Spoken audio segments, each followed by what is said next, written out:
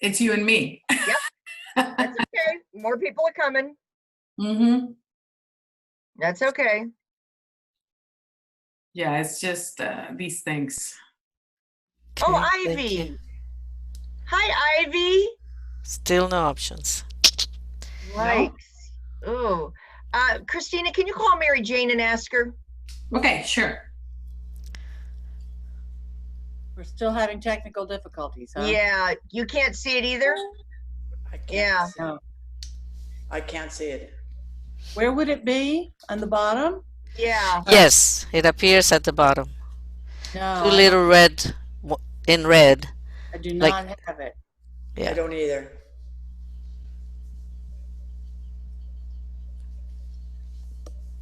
Technology, yeah. Mm-hmm. I think It it's such a worked great the other feature. day. Yes, it worked beautifully the other day. We tested it. Yeah. It's because you want it today that it's not working. Bingo. Kathy, what time do you have to be off this call? Oh, I can go assistant. I got to get my mom to the beauty shop today. Oh, okay, that's fine. Hey, that's very important. Yeah. Hi, Ivy. Hi there. Can you hear Oh, me? I'm so happy you're on. Hi, Ivy. Hi, Sophie. Welcome, everyone. I see a chat. Good morning, everyone. Hola, Juliana. Oh, thank you, Laura, for letting everyone. You're welcome. Myrna, oh, I was going to say, could you translate in Spanish that we're having everybody? But if you could verbalize in Spanish, that would be great. Ok, señoras y señores, estamos teniendo problemas técnicos, estamos resolviéndolo lo más antes posible. Por favor, si podemos contar con su paciencia unos minutos, se los vamos a agradecer mucho. Okay, done.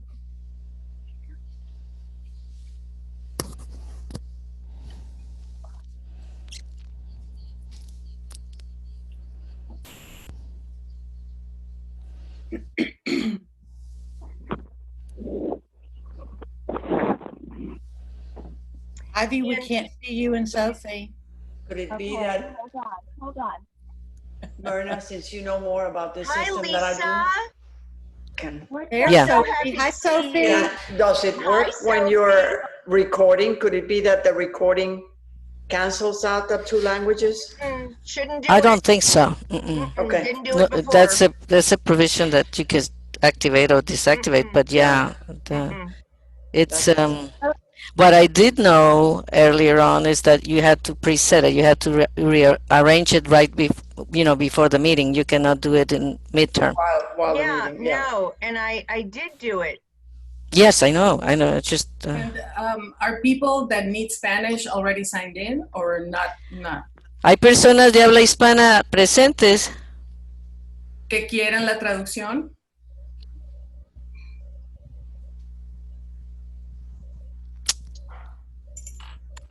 Well, Por lo visto no. Es que todo el mundo lo tiene el micrófono apagado, pero nos escuchan, ¿no? Y que, ¿Hay alguien de habla hispana que requiera interpretación? Por favor, háganoslo saber. Juliana Gonzalez, somebody chatted. if she enabled it as the host, it should appear on everybody, right? Yeah, yes. Right, that's normally. Love you, Papa. Love you. You had a good Judy? week today? Sophie, look at all these Yes. faces. She looks Yeah. like Was well, fun. Does she have? Does Myrna and the translators have to be assigned as translators? Yes, yes, Like We electronically? yes. It has to pre-done. We have to be assigned as such. Okay, well, maybe that's the thing. So if Myrna is the one translating, should be No. a translating person. You're not there. Her email was in there. Both of your emails were in there. Yeah. I made sure of that. All of that was taken care of. Hi, Gia. Hi. I am so happy to see everyone. Hi, Giselle. We're so excited here, and I love the virtual option because if it was in person, it wouldn't have happened. You wouldn't And drive all the way from Austin to see us, Ivy? I would even bake for you. it would be just like, in fact, it has been so 2 years. And I know. we're so excited. I understand. If everyone could please sign in the chat box, I would really appreciate it. We are just getting dressed and having breakfast here. So we're gonna be off camera, but listening. Don't you worry, don't you worry. But if everyone could please sign in with their first name and their last name, that would be great. And Christina is going to record that.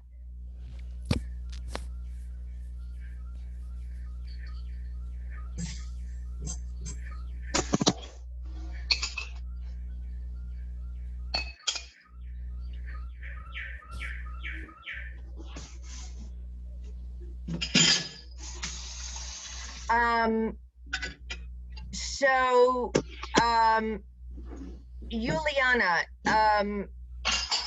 you can understand English, yes? Oh, Mary Jane Williams is in. Okay. She is the tech queen. Yeah. Great.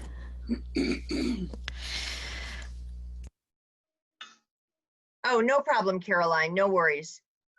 Mary Jane, would you like me to make you the host?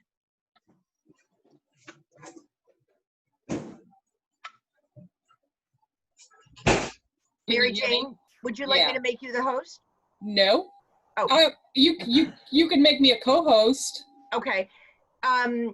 Did you set it up with Myrna as interpreter when you set up the meeting? I did, and along with Anna Marie, I have both of their emails in there, and enable interpretation.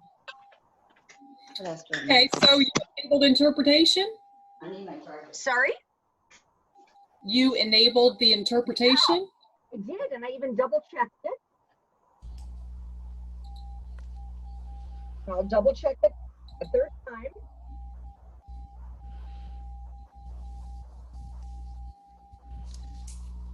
Because it would be down at the bottom of your screen. Correct. Yeah. See it. Yes. Hey, Kathie Snow and Laura Buckner. I don't have my thing on because I haven't brushed my hair yet. Oh. Truth comes out. I think I've seen that before, though. I can see interpretation on my screen, but apparently no one can see it on theirs. Okay, so in the little thing for whoever is the interpreter, Myrna, when you go next to her, is there a thing to assign the interpreter to her? There's 2 people in the waiting room. Yeah. Oh, sorry.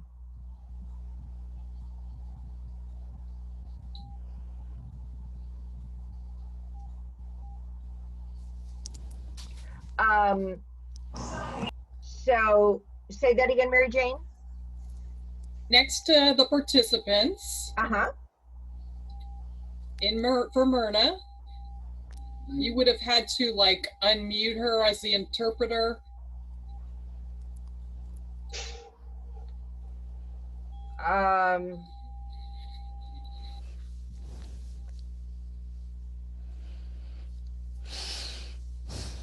I don't. You know, like where the host, where it says co-host. Oh yeah. Okay. Okay. Is there something there that says for Myrna more?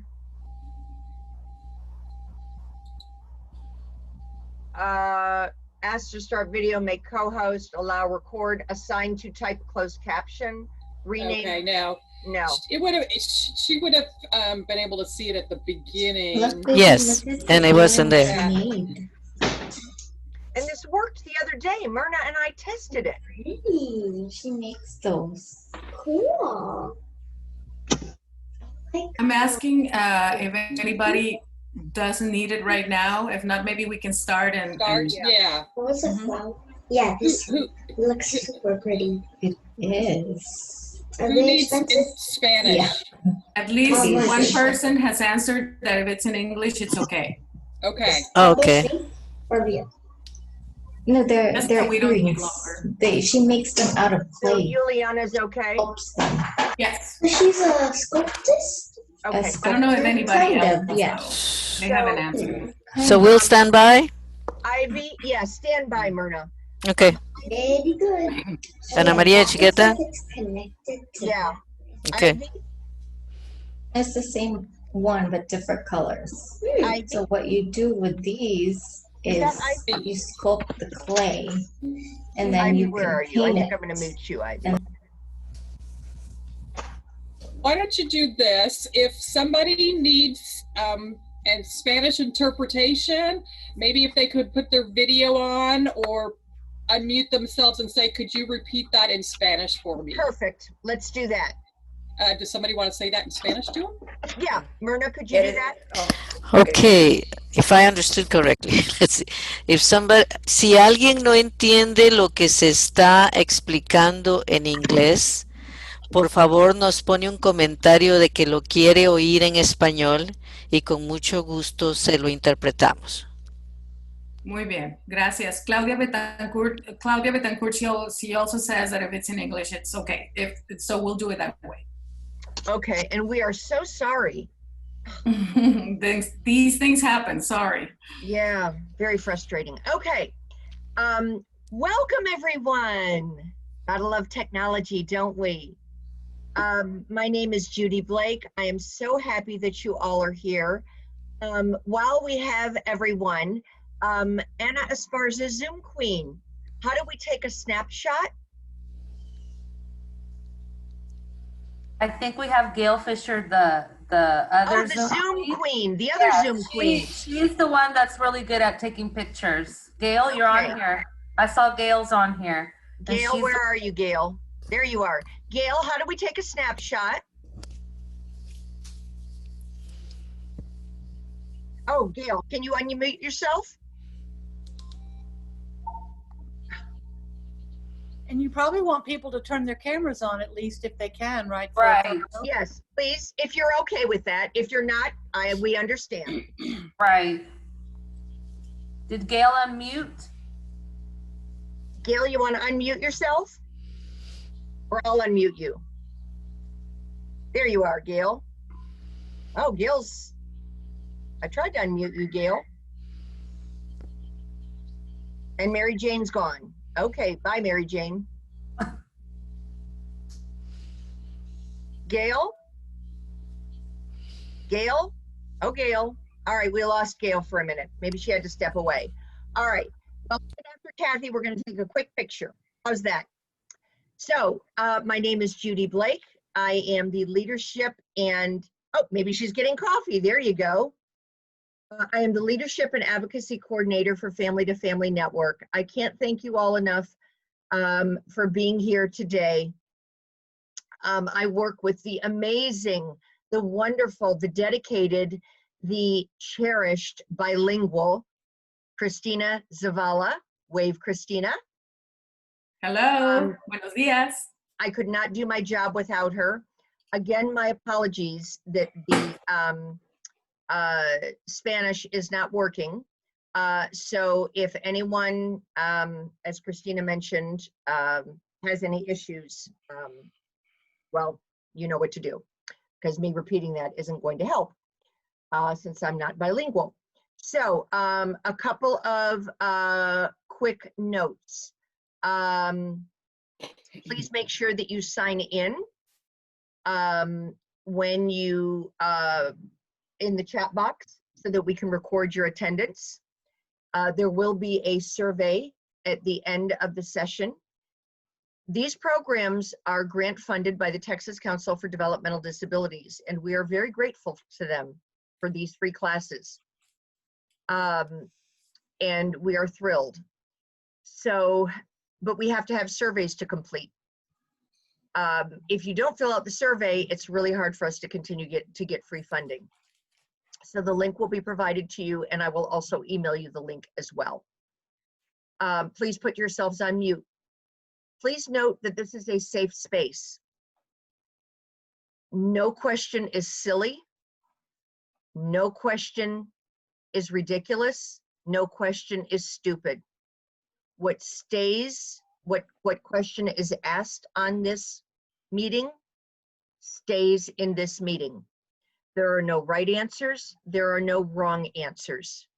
We want everyone to feel comfortable.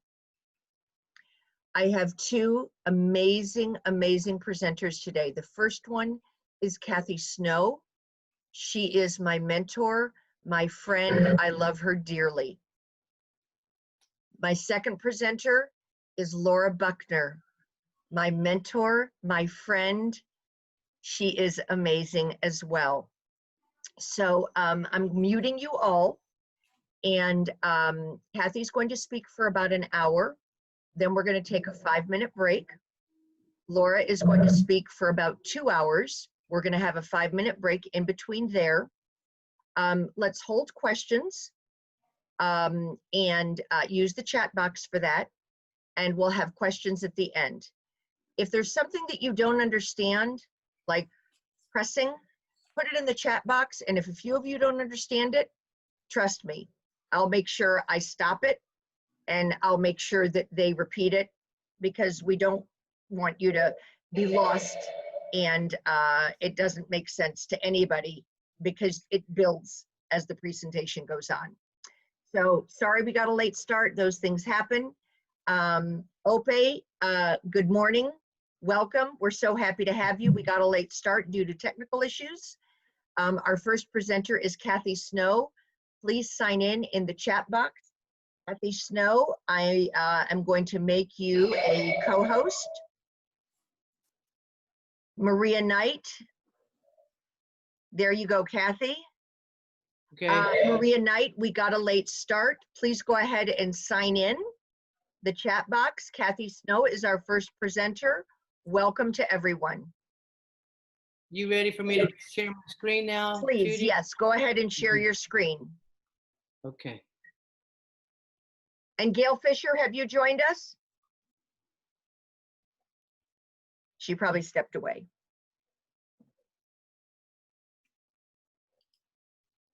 Okay, are we good there? Yes, you're the best. Yes, we are. All right. Well, thank you to Judy, and thank you to Mary Jane, and to all of you who are coming this morning, or coming, or being here. Usually we do these in person and we say, thank you for coming out today. So I like the fact that I can present and make up my face, which you don't do if you have to wear a mask all the time now, but I don't have to have a mask on today. And I have my pajama bottoms on the bottom, right? I mean, that's pretty cool. I'm kind of liking this. I'm kind of liking this stuff. Everybody. So I'm a parent. I live in San Antonio. I've known some of you I will see, here and there. But we're native Texans. We moved to Colorado for about 23 years. We moved back to Texas because all of our families were getting older. And so, as I said, I've got to take my 94-year-old mom out today. We don't do much, but she's 94-year-old hair's got to get done every now and then. So I'm taking her to the beauty shop in a little bit. So I'm going to talk to you all about some new ways of thinking. I'm going to put that new slide up in just a second. But this is our website, and I say our, it's my little tiny family-run business. People think if you have a website and you have books and stuff that you must have a staff, and it's like, no, my staff is me, myself, and me. So I hope you'll go to the website, though. It's disabilitiesnatural.com, and that's the logo there, and you can see how, a person with disability is more like other people without disabilities and different, just like a green apple is more like red apples and different. So go to the website. I have sent with Judy several handouts that you guys can have access to, but there are on my website probably over 200 articles, stuff on inclusive education or employment or all kinds of stuff that you are welcome to download those and make copies and share with whomever you want to, email them to other people or whatever you want to do. So I also have a little website store. So I have several books and a lot of products that we sell that promote new ways of thinking about disability. And that's what we're going to talk about today during my time. I want to share with you, excuse me, what I consider some revolutionary common sense. And I think that it is just common sense. And I hope that you guys will agree and see that as we've gone through history that we've sort of lost our common sense about people with disabilities, oh, I don't know, a couple, 2,000 or 3,000 years ago. And we kind of need to get our common sense back. And I want to share with you also some new ways of thinking about stuff. And I love this quote from William James, who is a great American philosopher and psychologist. And he said, "The greatest discovery of my generation is that human beings can alter their lives by altering their attitudes of mind." So you all know the short version of that is that attitude is everything. So if you wake up in the morning and you've got a bad attitude, probably gonna have a bad day. So we can all know that we can, have a choice in that. And that's where we're going next, that our words and our attitudes are our choice. And these are all connected. So our words and our attitudes reflective of each other. So if we just, I don't know, not to get political, but if you say, well, I'm a conservative, so you're probably going to use words and have attitudes that, interchange with each other. If you say, well, I'm a progressive, then you're going to use words and have attitudes that reflect that. And then in turn, again, if we just use it as a political example, those are our choices. We choose which words and which attitudes to have. But those things in turn drive our actions. So if we go back to the political example, if we say, well, I'm a conservative, then you're probably it's going to drive your action to vote for conservative candidates. By the same token, if you call yourself a progressive or a liberal or whatever label you want to use in that area, that's your choice. Those are your words and your attitudes. But then those will drive you to behave and to, say, in this case, vote for people that represent that. So with that in mind, because we're not born with attitudes, we're not born with words. So historically, all of us have had certain attitudes about people with disabilities. And those of us that are parents, we probably didn't know anything about people with disabilities until our children were born. And so now that we have children, and now they're adults, because my kiddos, I've got two adult kids, Emily and Benjamin, and Benjamin's how I got into this. He's 33 now. I can't believe that, but he is. And he has his master's degree. Benjamin has cerebral palsy, and he uses a power wheelchair. And he got his master's degree. He does not write with a pencil. And he actually does a little presentation called, "You don't have to write with a pencil to go to college." And so, before my son was born, what was my attitude? Who knows? We think, oh, well, what do I know about people with disabilities? Well, then when we have our children and we learn from them, then our attitudes start to change, right? I think that all of us, that's true for all of us. I didn't know anything about people with disabilities. Thank goodness. I feel lucky that I have a child with a disability because I've learned so much and I've met people like you guys, and I have the opportunity to work with people like Judy and Mary Jane and Laura Buckner, and where would I be without that? So I just got goosebumps. I just got goosebumps saying all that to you. So it's huge. So at any rate, if we decide then to embrace new words and have new attitudes, those will lead to new actions. We can in turn create new lives for people with disabilities, for our children, for people, adults with disabilities today. And again, my son is now an adult. But we can also use our power to shape the lives of children who are not yet born. So that if you think about what we as parents today, say in my son's case for the last 33 years, excuse me, let me get rid of Kermit the Frog in my throat here. I have been dealing, and say Judy has and Laura had, because our kids are adults, we've been dealing with the things that parents did before us, okay? So in addition to having the power to make things better for people with disabilities today, we've got the power to change things for the future.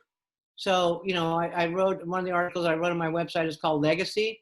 So what will our legacy be? Will our legacy today be that we promoted inclusion, that we promoted employment, that we promoted people with disabilities living the kind of lives they want? Or will our legacy be that, people with disabilities are still being segregated, still being isolated, still being marginalized? So most of what I'm going to share with you today, I am not smart enough to have figured it out by myself. It has come from the people that I consider the true experts. And the true experts in the field are people with disabilities. Those of us that are parents like to think that we're the experts, and we're experts on our kids. But the reality is I can never know what it's like to have a developmental disability. I can never know what it's like to grow up with one. I can only know what it's like to be Benjamin's mom. So professionals oftentimes think that they're the experts, but they're not either. They don't live with it day in and day out. Most of them do not have a developmental disability. So even those of you that have very young children, for example, you got a 2-year-old or a 5-year-old or a 6-year-old, that child is a bigger expert than you are right now. Now, that doesn't mean that, we do everything the kid says. I mean, you're the parent and you have to, be parental, but they know their bodies, they know their minds. And so we need to learn from them and listen to them and heed what they're telling us. And sometimes they communicate, they don't always communicate with words, but they communicate in lots of other ways. And so, again, I'm not smart enough to have figured this out myself. I learned from my son. I've learned from other people with disabilities. I continue to learn, and I hope that all of you will do the same. Well, what they started teaching me years ago, whenever my son was very, very young, and I was very much influenced by what I was learning from adults when my son was, say, 3 years old, and they would tell me their stories, and so I thought, I got to put this in a poster, because that's, again, we sell different things on the website, and so I had to paraphrase what I would hear the same stories over and over and over again, traveling around the country doing presentations, meeting people at conferences.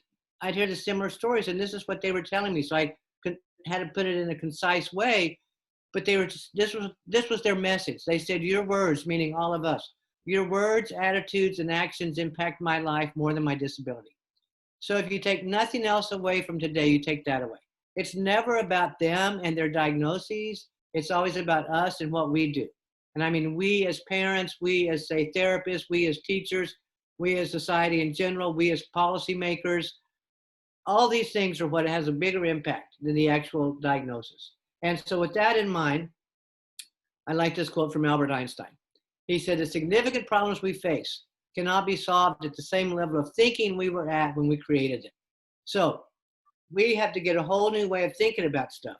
And the way we're going to do that in a very short period of time this morning is, okay, something's happened that I cannot make my slides go forward. I don't know if somebody accidentally did something, but my slides are stuck. Oh, no. It just happened. I don't know what's going on there. So you're just doing enter and it doesn't go. Oh, there it is. Yeah. Christine, have her share her screen. Christine. Okay, now I don't know what happened, but we're okay now. Unshare and reshare. So what we're going to do, again, in a very, very few minutes that I have, we're going to deconstruct disability and recognize that what we call a disability is just a socio-political construct. If I ask you, what is a disability? The answer would be whatever the government says it is. So we have one definition of disabilities if you're coming back from a war and you've acquired a disability through, battle.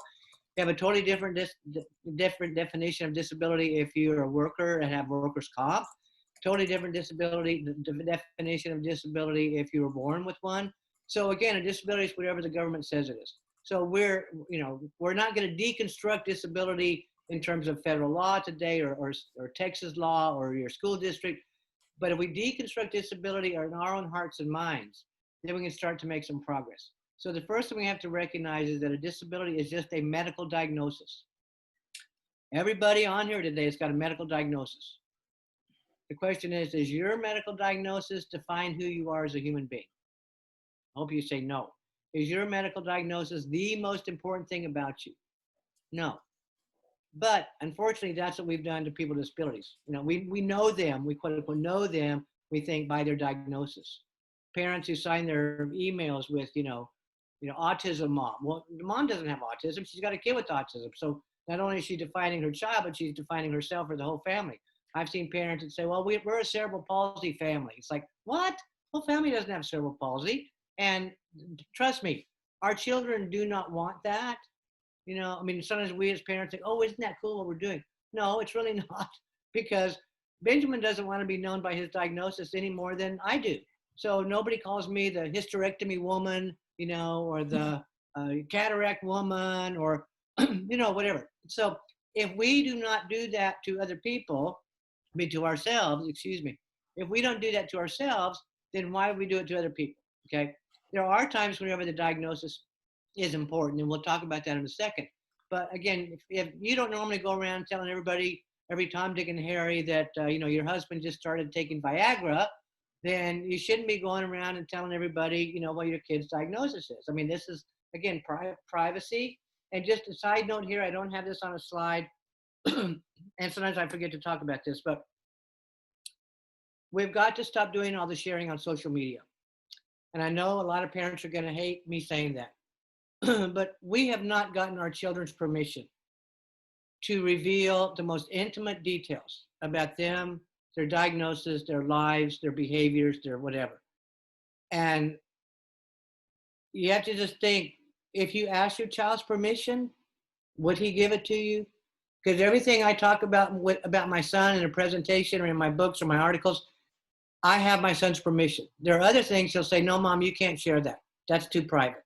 And so we have to be, once it's out there, it's out there. And whenever your younger kid is like 25, are you going to want them to be able to know all the stuff that we wrote about him? So, what's done is done. You can't go back and change it, but we can change what we're doing from here on out. Okay. So just a medical diagnosis. Okay. And everybody's got a medical diagnosis. Sometimes we have more than one. But again, they are not the most important things about us. They are not our defining characteristics. So the wonderful Norman Cousins wrote one time, said, never deny the diagnosis, but always deny the negative prognosis. So for those of us that are parents, on the day that our children were diagnosed, we were basically told, don't dream for your child anymore. Just shut those dreams down. I met a mom one time at a program I presented at for parents and people with disabilities. And after I presented, and I had a longer time and I covered more topics, but she came up to me afterwards and she said, Kathie, she said, I have a 4-year-old daughter and a 6-year-old daughter, and my 4-year-old daughter has autism. She said, whenever she was diagnosed at age 2, she said, for both of our kids, when they were born, we started a college fund. And she said, but then when I found out our 2-year-old daughter had autism, we stopped it because we knew that she would never go to college. And at that point, she started crying. And she said, but after hearing you speak, she said, we're going to start that college fund up again. She said, there's no reason why we should not expect our daughter who has autism. There's no reason why we shouldn't expect her to go to college and get a job at some point, just like we did our other daughter.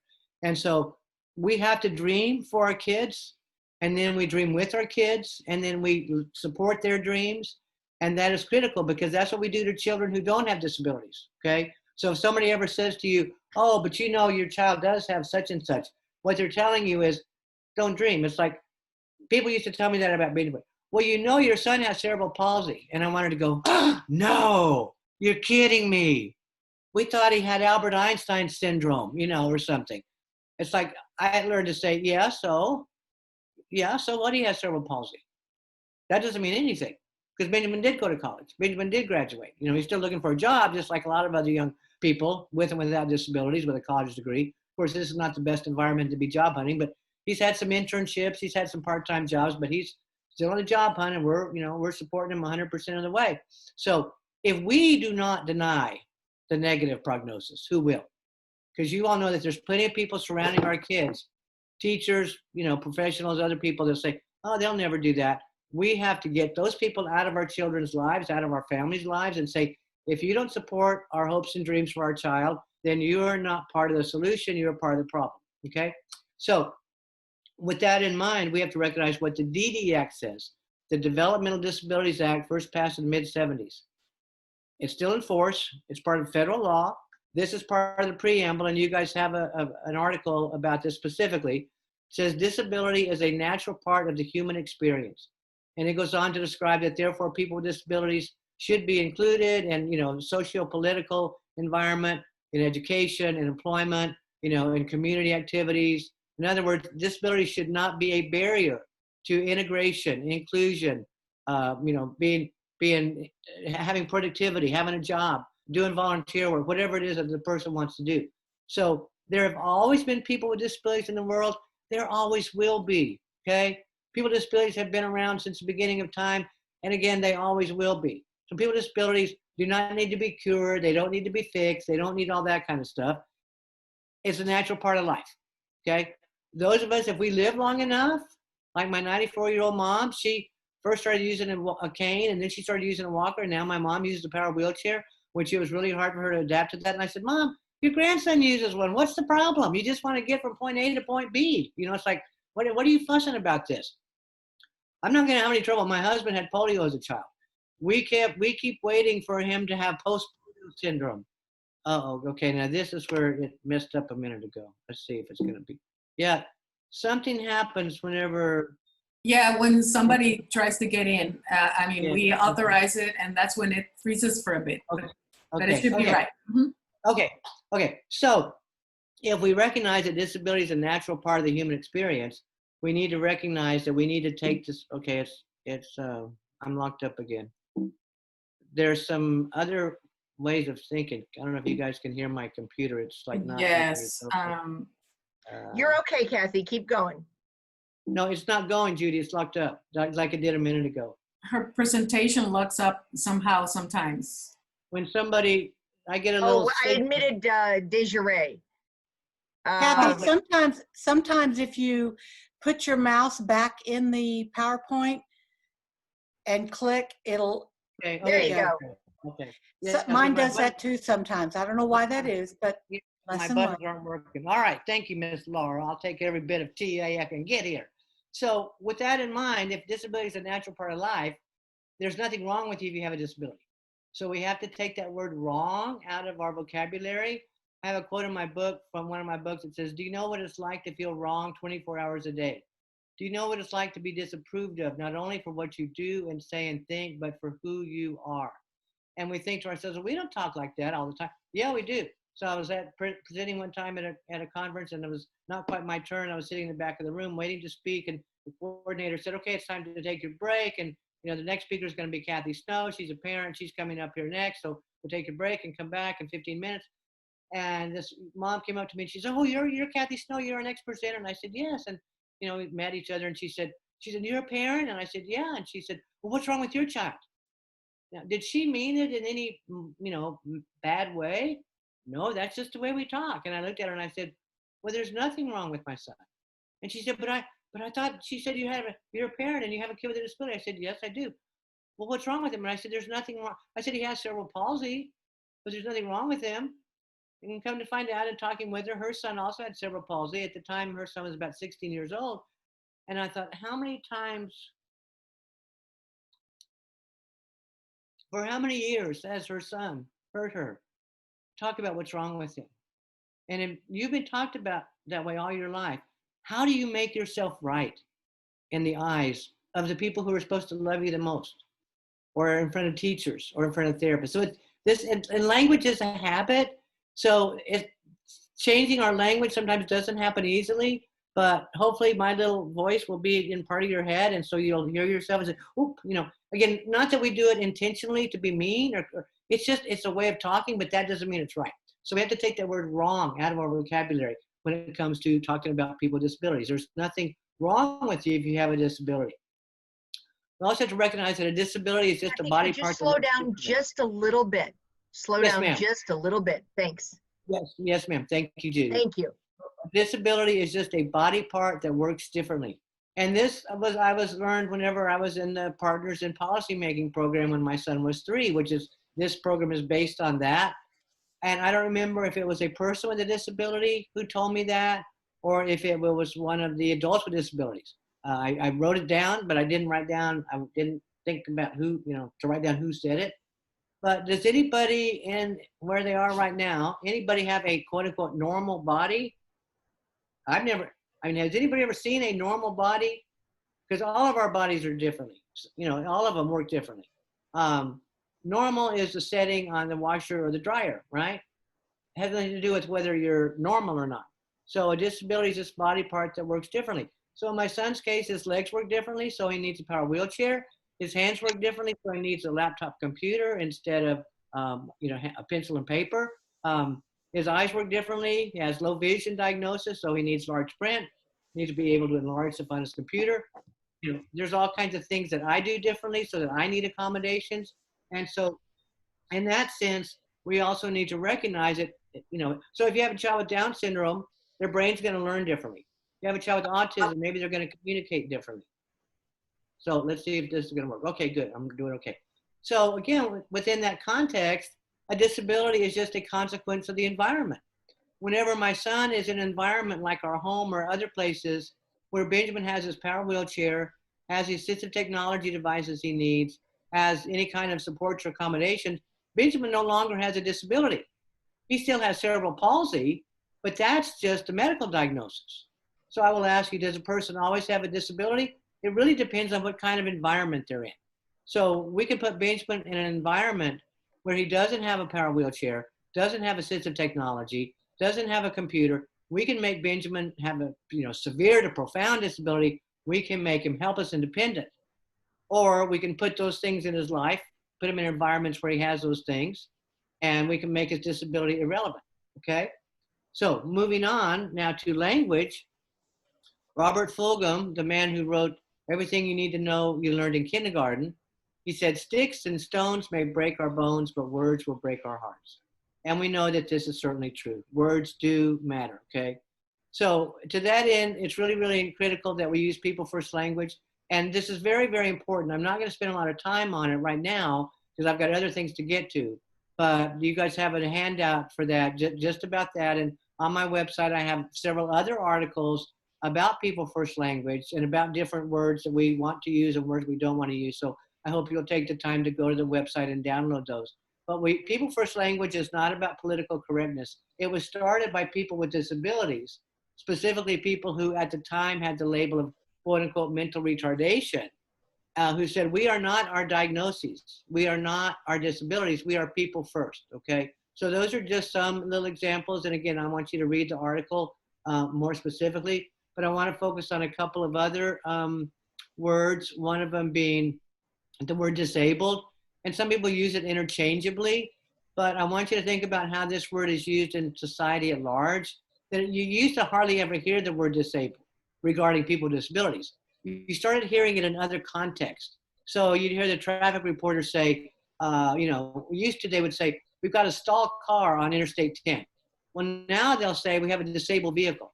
What? It's like, stalled car is a disabled vehicle. Well, what does that mean? It means that the car is broken down, non-functioning, doesn't work.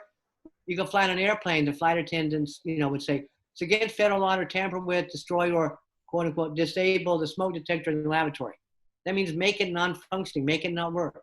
Sports guys used to say, so-and-so, Joe Blow is on the disabled, they used to say he's on the injured reserve. And now they say he's on the disabled list, meaning, he's injured and he can't play, but he's disabled now, okay? And he's not a very valuable member of the team then. So society has come to use this word to disable something on your computer. In other words, make it not work. Is that the way we want to think about a person with a disability, that they're non-functioning, they don't belong? So here is the federal definition of this word in federal law and the tax code. Permanently and totally disabled, the person cannot engage in any substantial gainful activity because of a physical or mental condition that can be expected to last continuously for at least a year or lead to death. Oh my gosh. I think that most of us realize that most people with disabilities can and do want to work. So if we say that they're disabled, that they can never, that's what substantial gainful activity is. This is not the way we see our son. Benjamin, when he was about 13, he was in his power chair and we were at the mall one day and this man came up to him, perfect stranger, and he got in Benjamin's face and he said, son, he said, I see that you're disabled. And he kept talking and Benjamin got his pointer finger up there and he said, sir.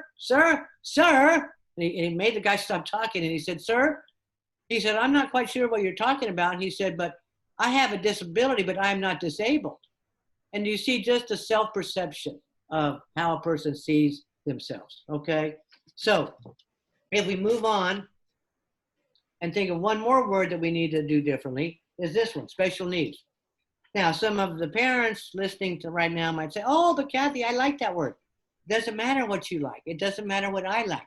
What matters is the outcome, okay? We should always be driven by outcomes in everything we do. And the outcome of using this term is that it generates pity. And I hope that all of you are sick of pity. So when you say that you've got a child with special needs and people go, oh, poor thing, okay? It also, though, generates segregation. So if you say that a child has special needs, then they can't be in regular stuff. They can't be in regular ed or general ed, or they can't be in regular sports activities or community activities or church activities. They've got to go into the special program. And if it is a special program, it is a segregated program. So this word just has to go. okay? It's just a child has a disability, not a big deal. It's just a medical diagnosis. Again, you know, it's a consequence of the environment, the things we just talked about. And again, you all have an article specific to that thing. So this word has to go. And again, language is a habit. So some of you are going to keep saying this, but if you're ready to stop the pity, then we have to stop using words. Again, words and our words and attitudes lead to actions, okay? So if we want to stop pity, the action of pity, we have to stop using words that generate pity. And quite frankly, our children do not want to be special. I mean, we realized years ago with Benjamin, we just want to be ordinary. We want to be like everybody else, which is what we are. We don't want to be special, because if you're treated special, you're treated as less than. Well, Leo Tolstoy says everyone thinks of changing the world, but no one thinks of changing himself. So we want the world to change out there, but in order for that to happen, the change has to start with us today, right now, in this meeting. And so let's only use labels in disability world. So if you need to use your own label, if you're a person with a disability, or if you need to use your child's label, think about your own diagnosis for a second. You only use your diagnosis, hopefully, in the doctor's office, you know, with on the phone with the insurance company, or, you know, online sometimes with insurance or physicians. But hopefully you don't go to the mall and tell everybody, well, I've had a hysterectomy, or my husband takes, you know, Viagra. You don't do that, right? I hope you don't, okay? So do the same thing with yourself if you're a person with a disability, or with your child, that there are times to share the information. We'll talk about that in a minute. But yes, if you have to use the person's label, their diagnosis, in the physician's office, in a medical setting, you know, at an ARD meeting, you know, one of those things, yeah, that's the natural part. But other than that, we need to keep that kind of stuff private. Again, we need to not share unless we've got our children's permission to share, okay? When we do need to share information, what we probably ought to share instead of the label is share what their needs are. This one mom told me one time, oh, Kathie, she said, you know, I've enrolled my daughter who has Down syndrome. I've enrolled her in a community class, you know, at Park and Rec. And I have to tell them that she has Down syndrome, so that they'll know what she needs. And I said, well, wait a minute. I said, do any two people with Down syndrome have the same needs? No. Do any two people with autism have the same needs? No. Any two people with, say, cerebral palsy have the same needs? No. They share the same diagnosis, but their needs can be very, very different. So sharing the diagnosis only tells somebody what the diagnosis is. And the worst thing about that is, again, if you go back to yourself, if you're a parent, before your child was born, or if you work in the field before you got in the field, what did you know about it? What we know, unfortunately, are stereotypes. So you tell somebody Down syndrome, if they have no experience, they'll think the stereotype, oh, Down syndrome. Oh, those are the people that even when they're 40 years old, they're like little kids. They smile all the time, they're happy. Or, oh, autism. Oh, well, they're the people that do this all the time. Well, some do, some don't. Or, oh, they're nonverbal. Well, no, some people with autism speak very eloquently, some don't. Oh, cerebral palsy. Well, they sit in a wheelchair and drool. Some do, some don't. So we have to realize that when we do that, we're just feeding into those stereotypes. So I told the mom, I said, no, tell the people at Park and Rec, not that your daughter has Down syndrome, that's really irrelevant. What does your daughter need to be successful, okay? But that means we have to reframe problems into needs, because that's what we think, because the service system is based on identifying a person's so-called problems and then trying to fix them, okay, which doesn't really work, but we keep kind of doing that thing. Another of Albert Einstein's definition of insanity is doing the same things over and over again and expecting a different result. Unfortunately, we keep doing the same things over and over again and expect a different result, and that's not happening. And so the service system, though, values problems, because that's what triggers somebody's being able to get services. The problem with that is that people with disabilities have said to me, Kathie, all I've heard about all my life are my problems from people. I feel like I am the big problem, okay? So there's an article on my website specific to that. But if we reframe it, instead of saying a person has behavior problems, say my child needs behavior supports. And all of us need behavior supports. A behavior support is just whatever gets you through the day. So some of us call them caffeine, or nicotine, or chocolate, or sex, or no sex, or shopping, or whatever. So all of us need behavior supports. Instead of saying a person is nonverbal, say my child communicates with a device or with her behavior. Instead of saying my child doesn't read at grade level, my child learns through activities. Just because a child's not reading doesn't mean they're not learning. And instead of saying somebody has special needs, say my child needs assistance with, and then be specific. So we would say our son needs assistance with his mobility, or when he was little and he'd use his walker, well, he's going to need help transferring. Or Benjamin is going to need large print.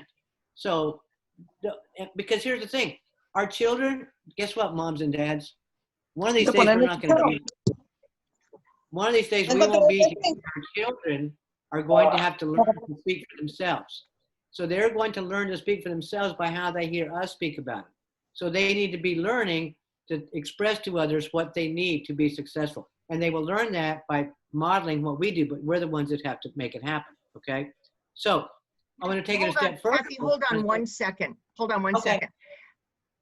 Evelyn, do you need Spanish translation? Sí or no? Evelyn, buenos días, Evelyn. ¿Necesita usted que le traduzcan al español? ¿Sí o no? I think she's saying yes. Yeah, I was asking her in the chat. Yes, she does. Can you explain to her what the story is? Evelyn, hemos tenido un problema técnico que no se ha podido incorporar en la traducción. Lo que estamos haciendo es, cuando usted no entiende, usted entiende nada de inglés, nada, ni una palabra entiende usted. Sí, sí entiendo, está bien, está bien.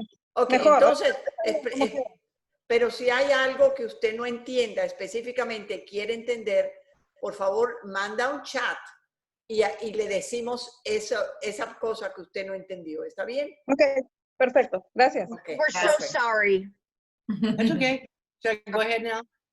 Okay, okay. Very good. I'm glad you're here, Evelyn.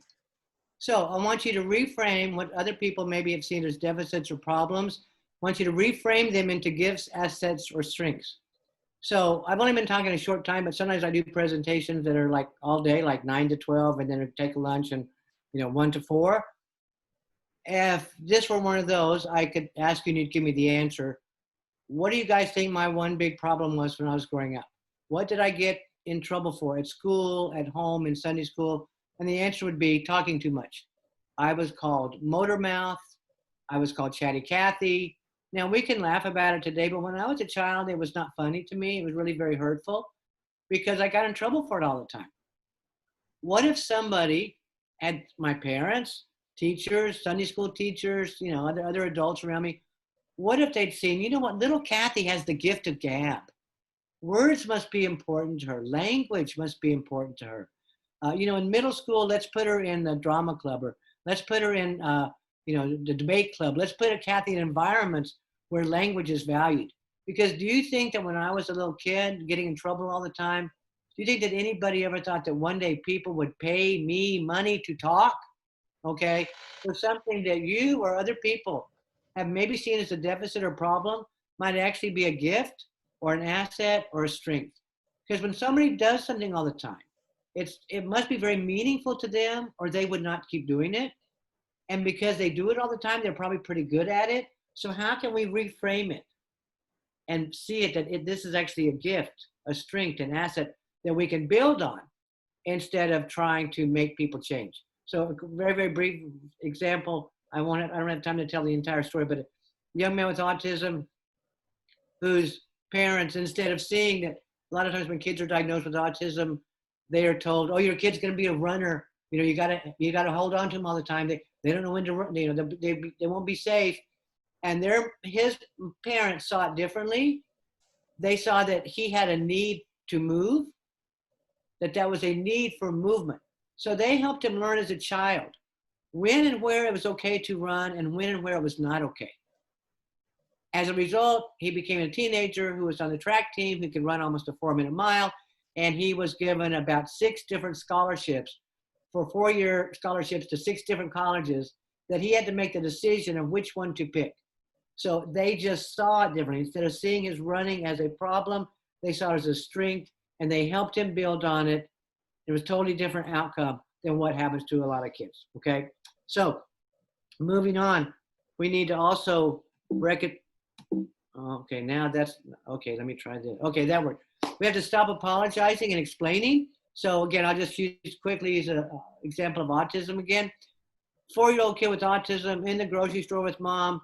Kid has a meltdown, right? He's biting his mother on the ankle. He's screaming. He's pulling all the candy off the shelves.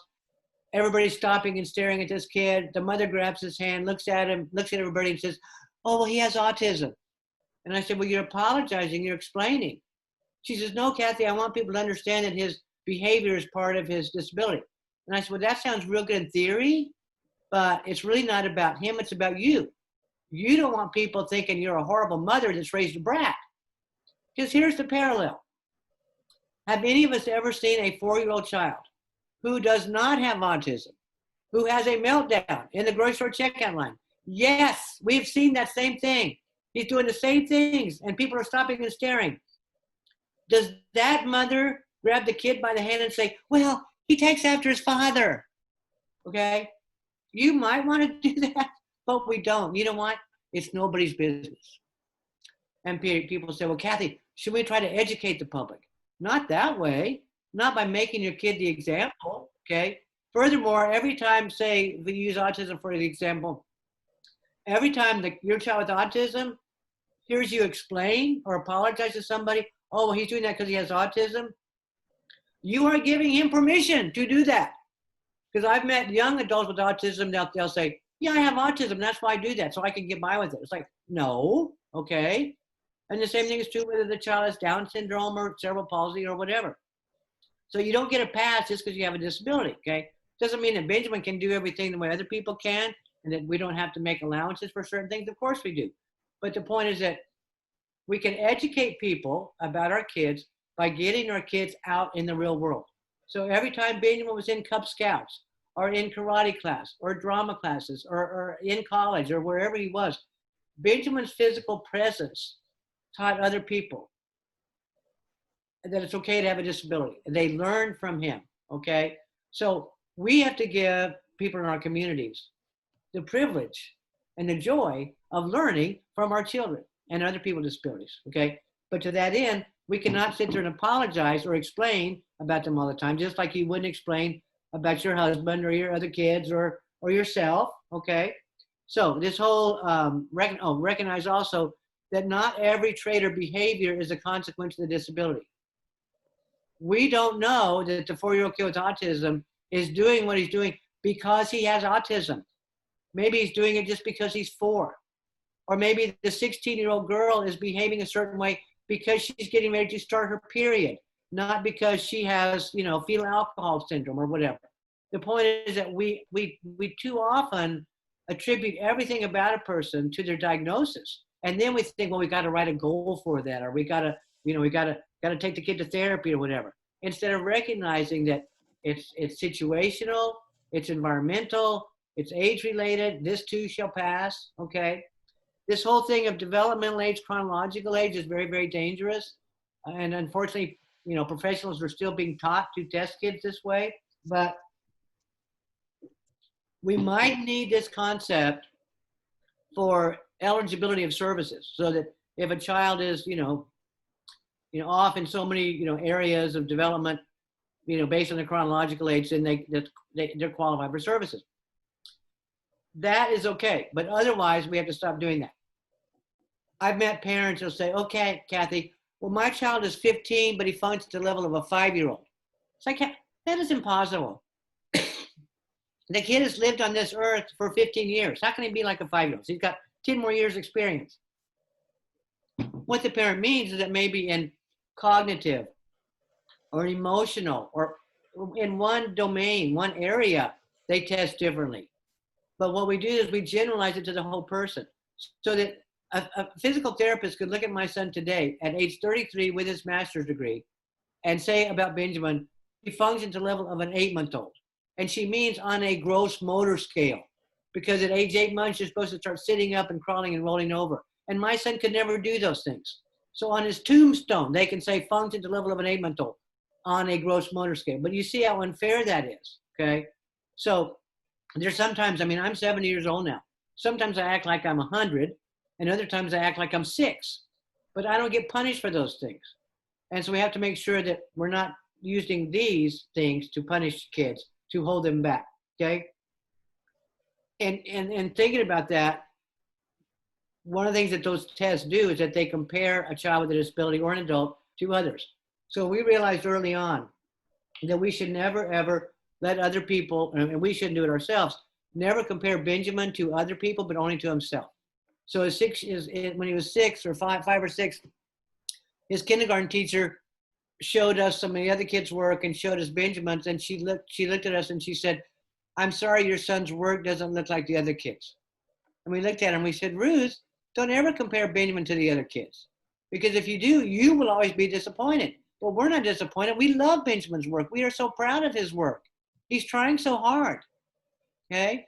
I said, "Ruth," I said, "if you compare Benjamin to the other kids, you will always be disappointed because you will never see what he is doing. You'll only see what he's not doing."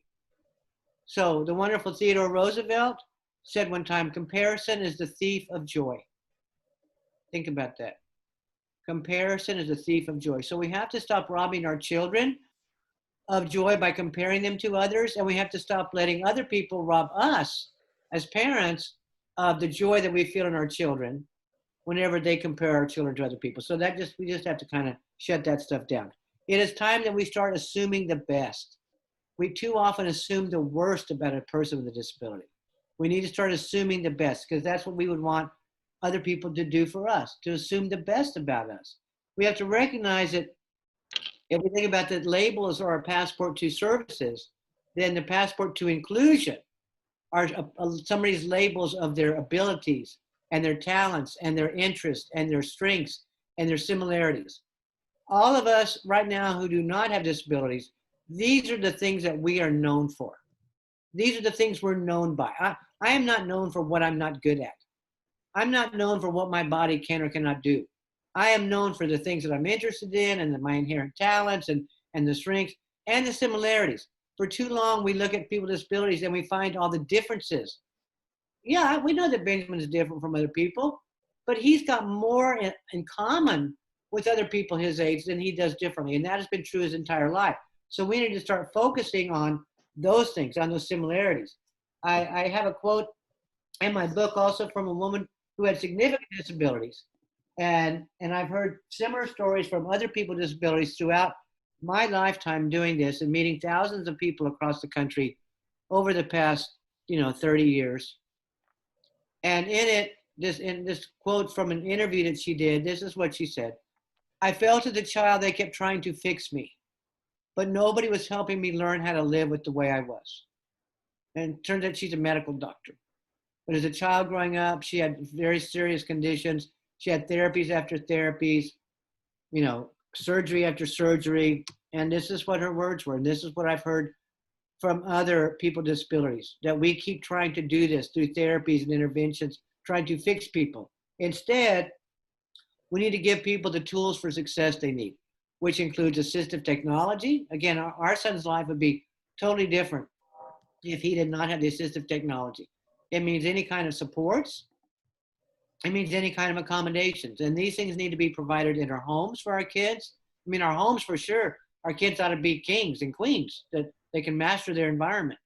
We ought to make sure that these things also occur then at public school or in the community. And whatever Benjamin needed at home, he needed at home. He needed it in Cub Scouts. He needed it on the T-ball team. He needed it at karate. He needed it in college. He's going to need it on a job when he finally gets a full-time job. So all these things, and here's the thing. These are not unique to people with disabilities.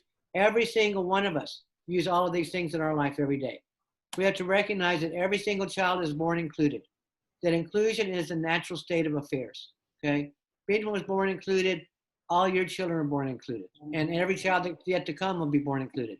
That segregation, isolation happens not because they have disabilities per se, but because of decisions that we make either individually as a family or collectively as an ARD member team or whoever's making decisions, okay? So your child is born included. We have to make sure that our children stay included. That is really and truly their birthright. recognize that quality of life is not about functional skills. My quality of life is not determined by whether I can walk or talk. It's based on my relationships and my experiences. And that's true for people who have disabilities as well as people who don't. So again, I mean, my mom, you know, she uses a wheelchair now. Her quality of life is better because she's got her wheelchair so she can get around and see her friends and do what she wants to do. Pretty good. We sort of have to quit focusing on the functional skills and, you know, focus on relationships and experiences. Alfie Kohn, who's an educator, he has this wonderful quote. He says, what we do doesn't matter nearly as much as how others experience what we do. So if we go back a minute for that slide I had about the lady who said, you know, nobody was helping, everybody's trying to fix me. That was not anybody's intention to make her feel awful about her life. But that was the outcome. So again, what we do doesn't matter nearly as much as how others experience what we do. So what kind of hopes and dreams are children growing up with? I meet too many adults with disabilities. When they look back at the memories of their childhood, they're not very good memories. Their memories are of being taken to therapy, of people trying to fix them. They don't have memories of making friends and doing fun things and the things that their brothers and sisters are doing, okay? So speaking about dreams, Martin Luther King stood on the steps of the Lincoln Memorial and he said, I have a dream. He did not say I have an IEP or an ARD, okay? So we have to stop letting those things drive our dreams. What are your child's dreams? And if you're not already talking to them about it, you got to start talking now, okay? And it's never too early and it's never too late. And that is our job. Our job is to believe in big dreams and high hopes and have great expectations. And so we sell this as a poster, and I have a couple of articles that go along with that. So that's our job. That's how we're going to make a difference. So I'm going to stop now, and I'm going to put up this slide about questions and comments and barriers and yes buts. And I'm watching my time, Judy, and I'm doing fine. You are the best. I took the 50 minutes, but here's the very last slide. Yes. And then we're gonna have about 10 minutes for questions and answers. This is perfect. Thank you, thank you, thank you. So everyone, I'm gonna be sending you an email. So I wanna save time for questions, so don't worry so much about this slide. I'm going to go back to gallery view. Let's see, Zoom Queens, help me out here. How do I do gallery view? There we go. So if you are comfortable, show us your pearly whites. And all I do is do print screen, Anna Esparza, Gail, yes, Fisher. That's all I do. Okay, if you want to see your picture, show us, do stop video. And I'm gonna take a picture. One, on the count of 3. Oh, LaShonda. Hi, Maria, Desiree, Cynthia. Oh, Cynthia doesn't have a camera. Come on, Myrna, show us your pearly whites. Hi, Tamika. Okay, on the count of 3. 1, 2, 3.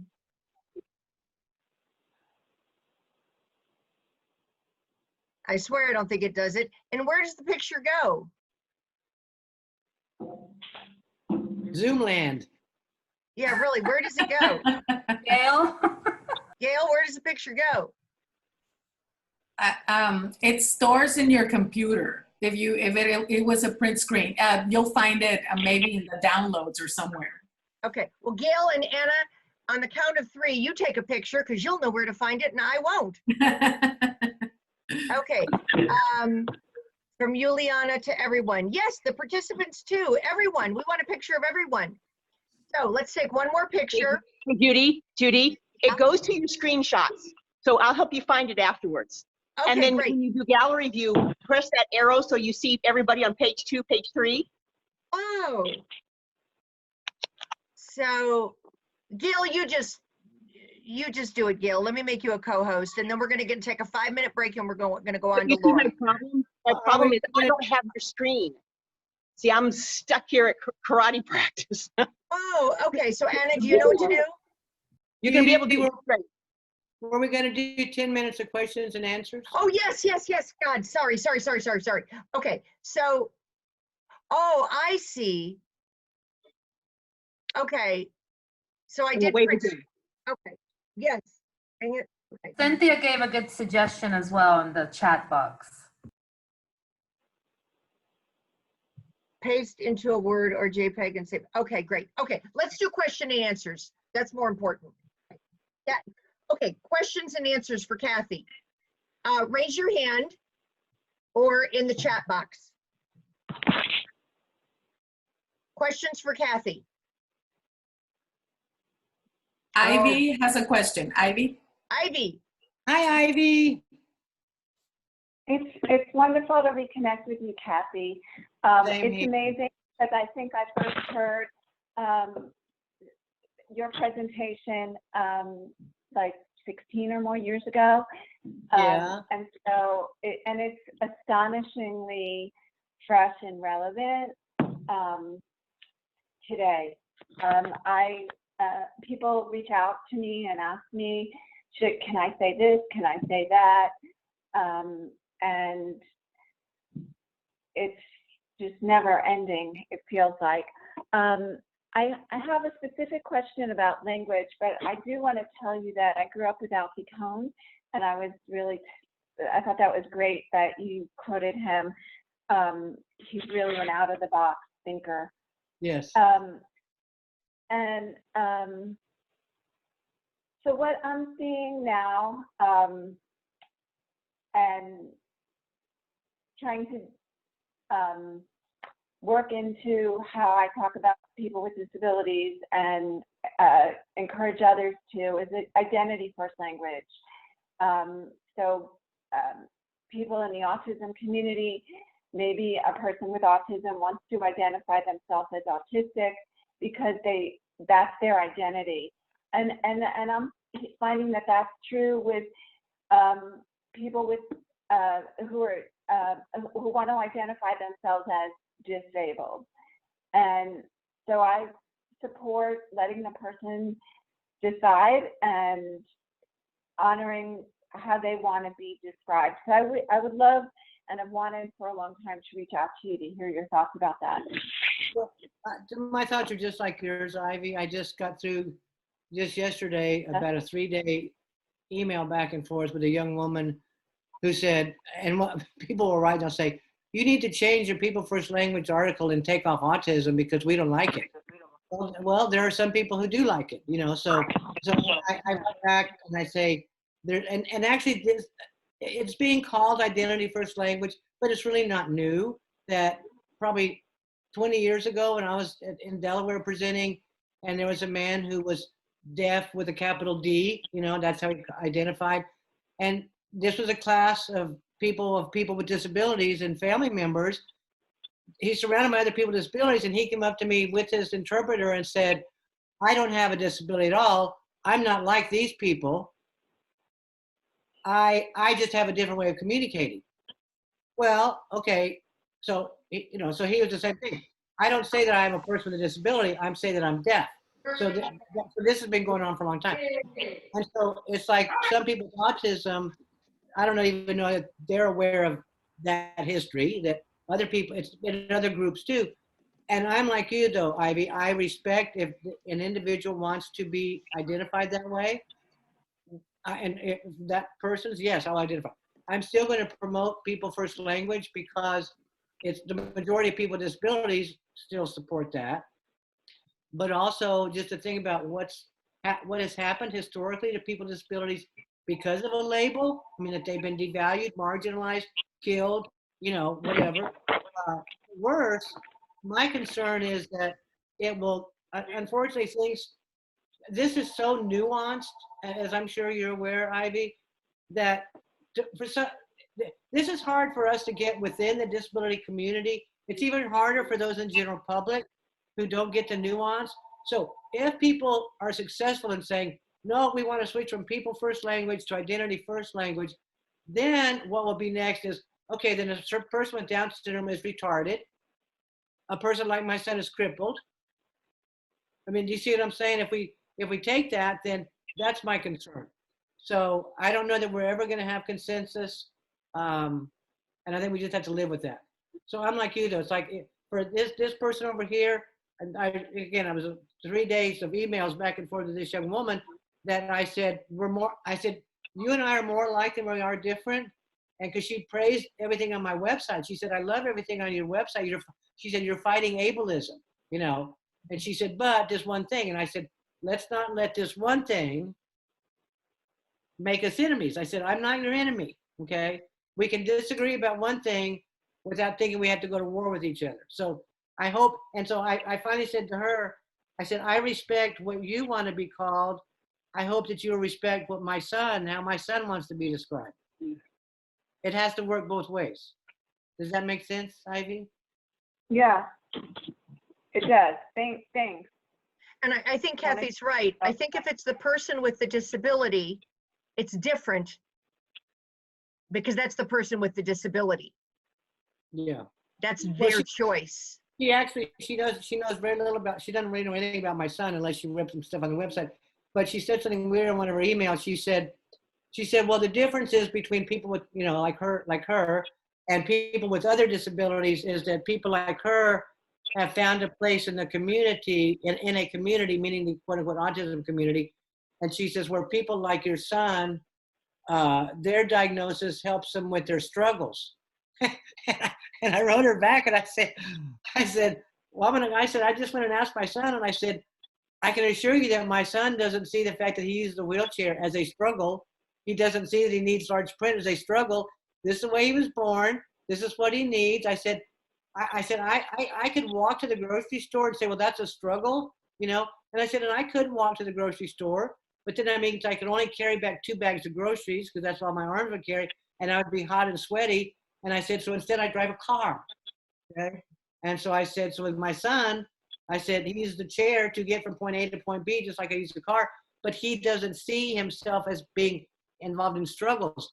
And I thought that was really telling that she doesn't see herself having autism as having any struggles. It was that she would look at a person with, in this case, cerebral palsy to see that they struggle. So there's a really different, and so basically my bottom line to her, my last email to her was, I said, I hope that we can just respect each other and value one another and focus on our similarities and not our differences, and get out of our tribes.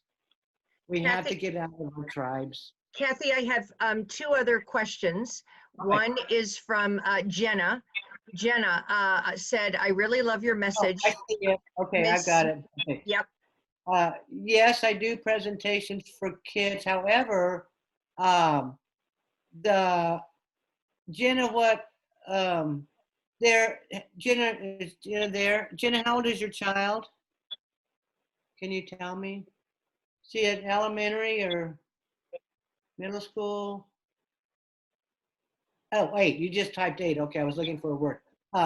Okay, go on my website on the page about People First Language. There's an article, and if you can't find it, just email me. You got my email address, or just go to the website. You can email me on the website.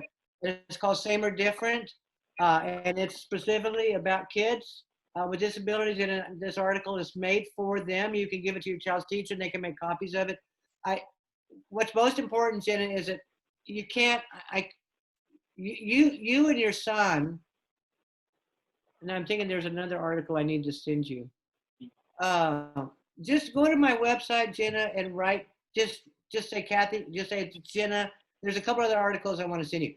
Because better than me doing a presentation, because they're not going to know me, is that you and your son can do a presentation together, and your son needs to take the lead that helps his classmates learn. Okay, so yes, the answer is yes. Okay, then Cynthia had a, and again, I didn't give you a perfect answer, Jenna, but I can send you the articles, okay? And those of you that have similar things, just write to me and I'll send you the specific articles. Okay, Cynthia says, I'm working with a civilian, working with the local county sheriff's office. Does use People First Language, generally educate them. People need a tracking device.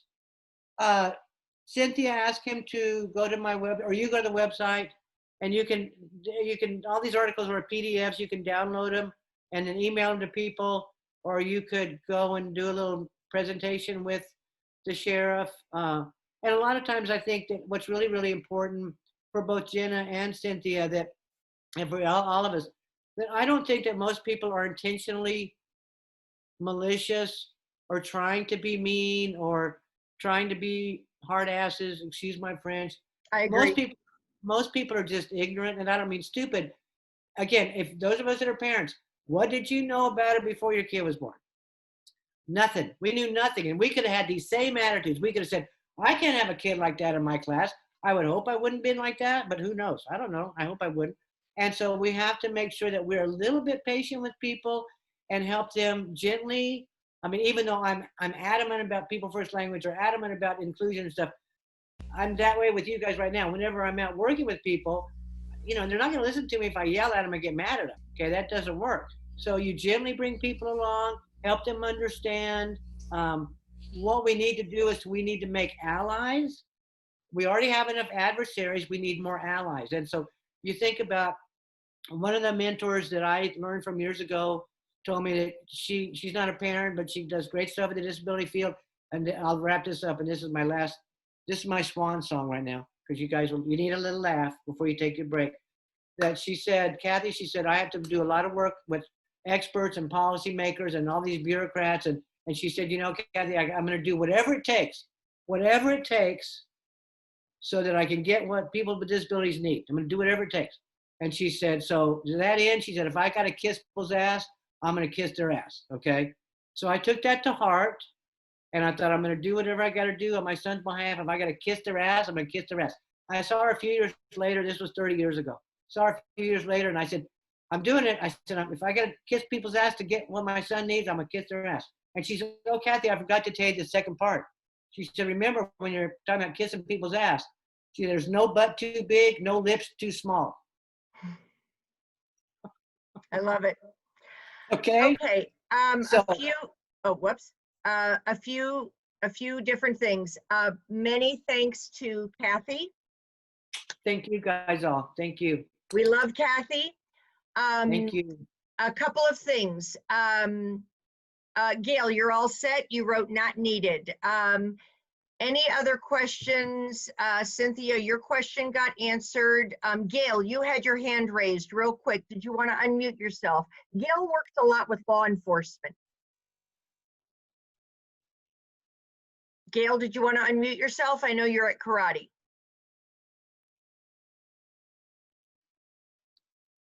Gail, I guess, is okay. Okay. Okay. Dereja, or Desiree, I think you're on your phone. Sometimes we hear some background noise, I think. Do you know how to mute yourself on your phone? Or are you on a computer? Because I tried to mute you and it didn't let me. She can't hear you. I'll do it for her. Oh, gotcha. Thank you, LaShonda. No worries at all. Okay.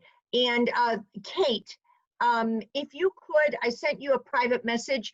If you could just send me your email and phone number, because I just needed to get a little bit more information from you. I'm so glad you joined us. But if you could just send me your email and phone number, that would be great. I would appreciate it. Kate, we're happy you joined us. And so we're going to take a 5-minute break. And next up is Laura Buckner.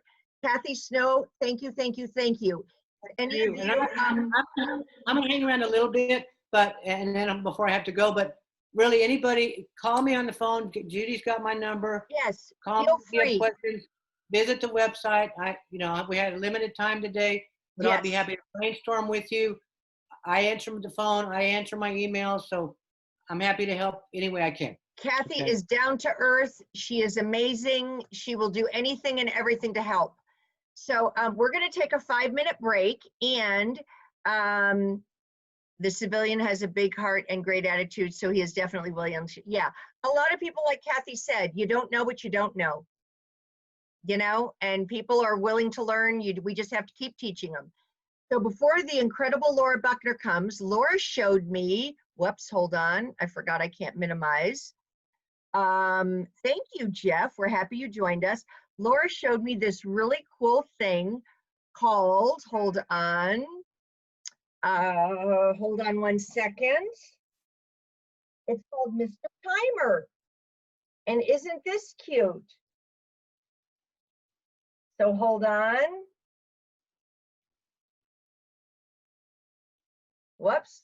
Can everybody see me? Yeah.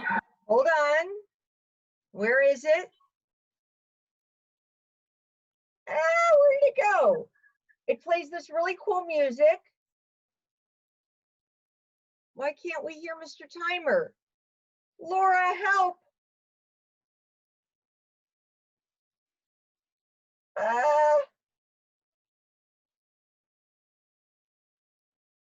So you have to pull up, you have to share your screen and pull up Oh, Mr. yes, Timer. yes, that's what it is. Hold on. Share your screen.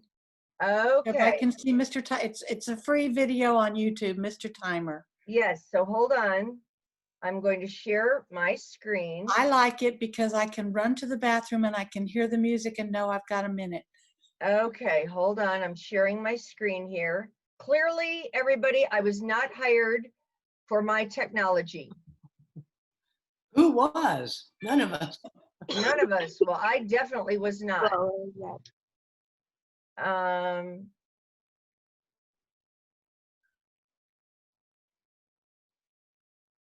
By the time we share the screen, Mr. Timer will be over.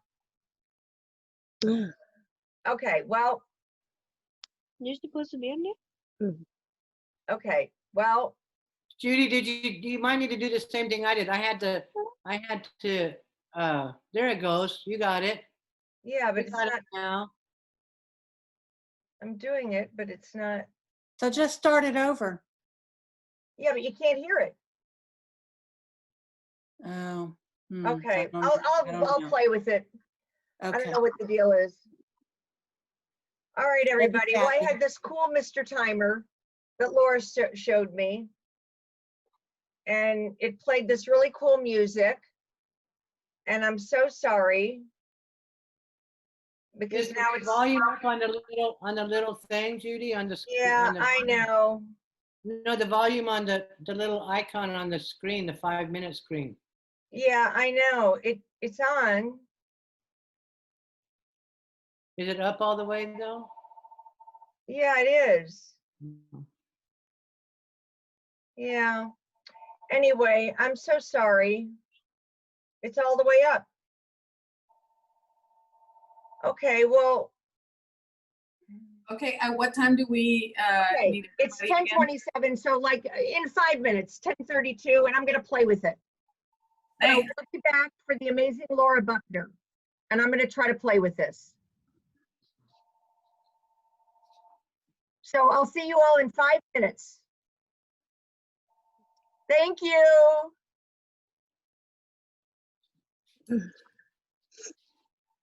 Oh yeah, I'm terrible at this.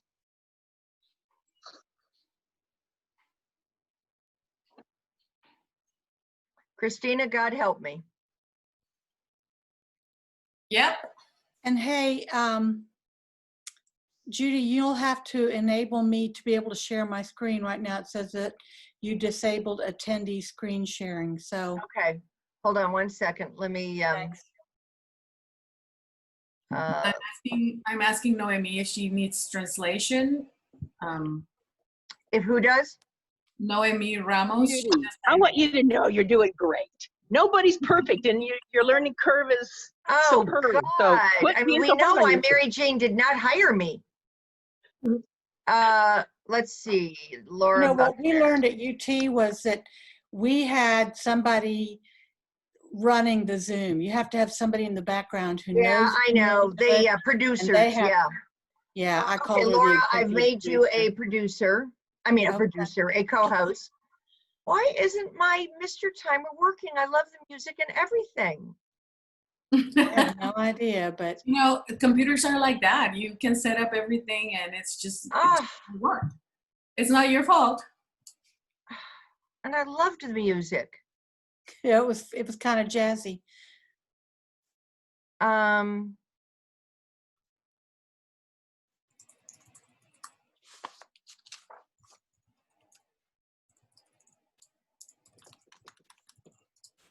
Okay, Laura, are you?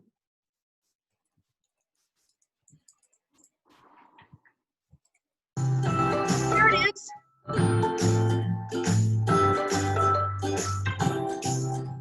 Got it? I turned on mine. Oh, okay, great.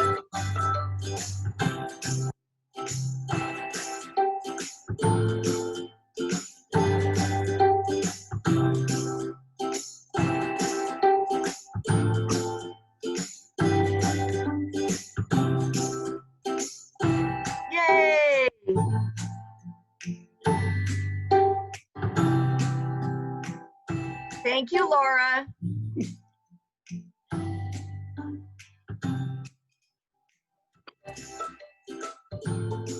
Isn't this adorable, Christina?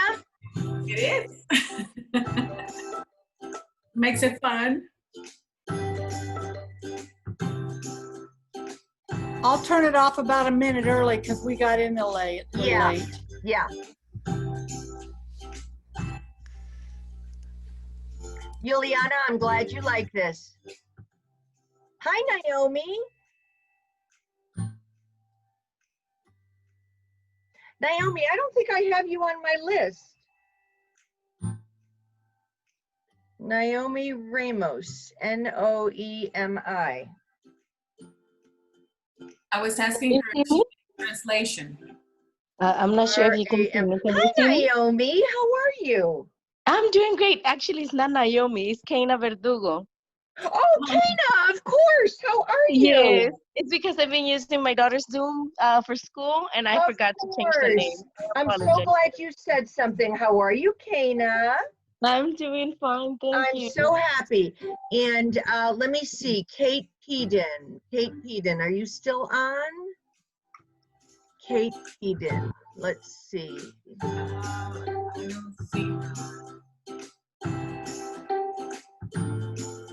Oh, I lost Kate.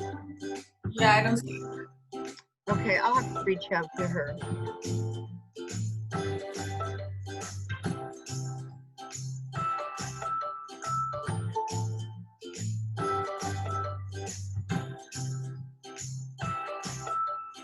Whoa, what was that?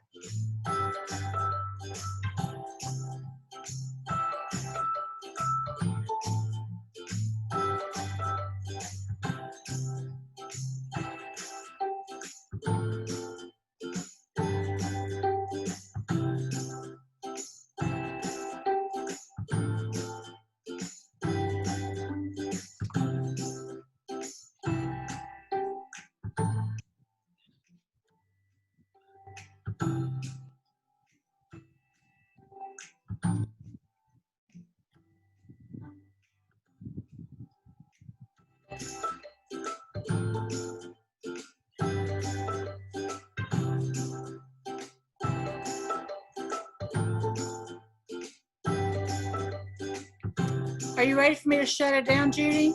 Yeah, I think we're good. Okay.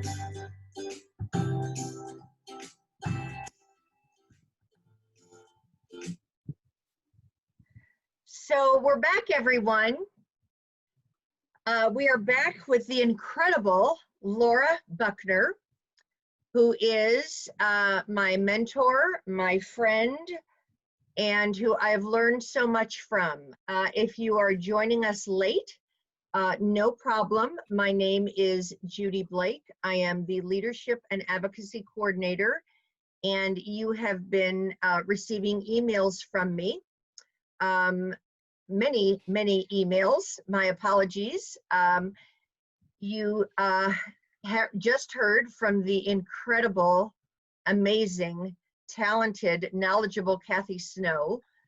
Kathie talked to us about person first language. She talked to us about disability being natural, and that everyone is born,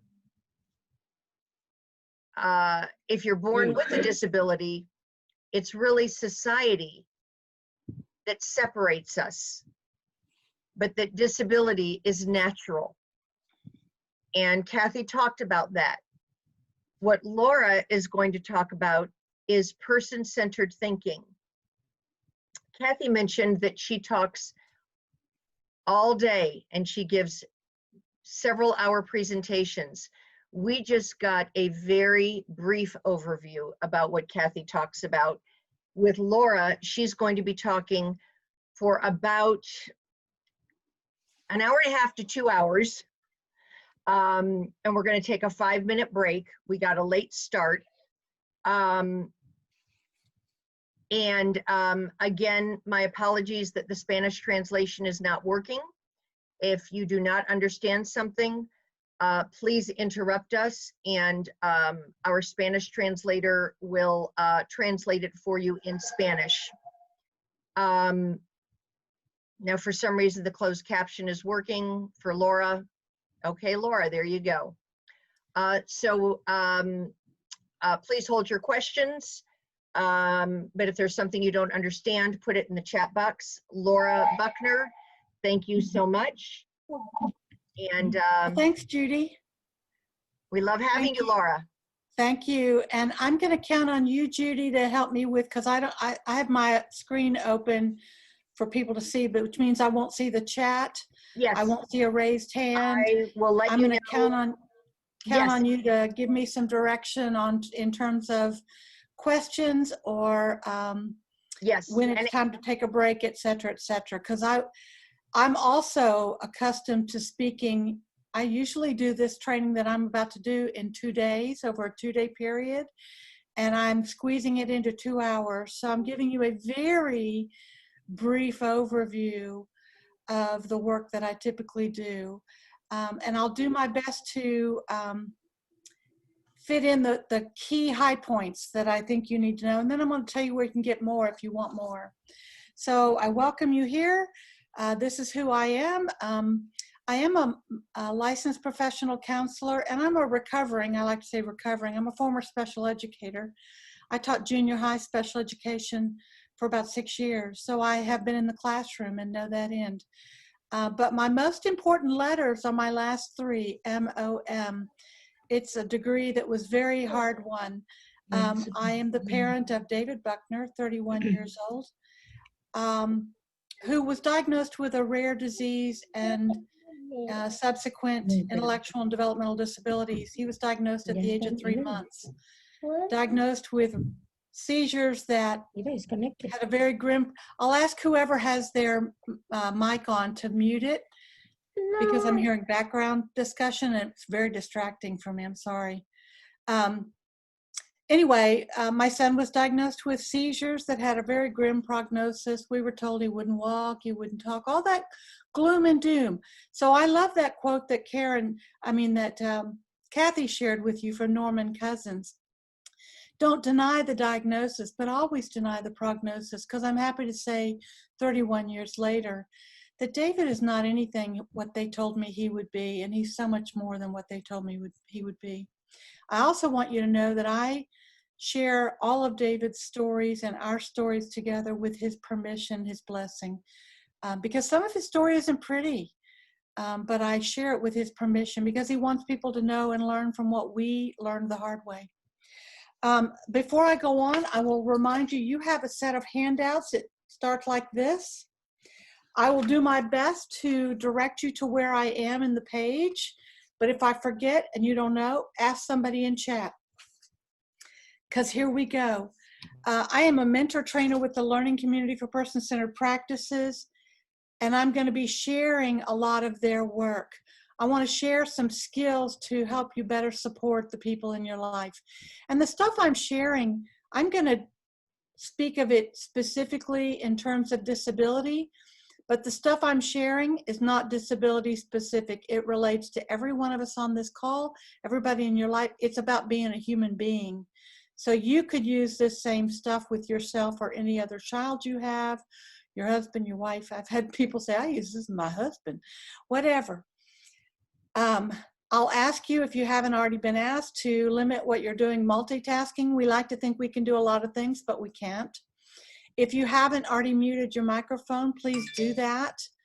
Raise your hand or stick a question in the chat. Don't wait till we say, are there any questions? Because you'll forget what your question was. Write your question in the chat. I may not get to it right away, but we'll get it. Your questions are valid. You're not going to offend me. You're not going to distract me. Misery is optional. If you need to get up and move or run to the bathroom, do what you want or be miserable. It's your choice. I will ask you maybe to share some things as we're learning. Only share what you're comfortable sharing. A lot of the work I'm sharing with you is not my personal brilliance. It comes from an international group called the Learning Community for Person-Centered Practices. Some of the work I'm going to share with you is being shared nationally all over our country, as well as in Canada, Great Britain, Australia, India, most recently Africa. So And what you really want to know about this is that the state of Texas came on board with this group and the work that I'm going to share with you a number of years ago. So every service coordinator, if you are, let me stop for a minute. Judy, were you going to take a poll? I just remembered you wanted to take a poll about who's in the room. No? We can't hear you, Judy. I hear you. You're muted. Judy, we cannot hear you. No, hold on. I got to find myself here. Thank you. Okay, this is another piece of technology to help me here. Okay, hold on. I'm finding my polls. This is why you want an executive producer. Yes, you are so right. I had to learn the hard way myself. Yep. So, if we could take a poll,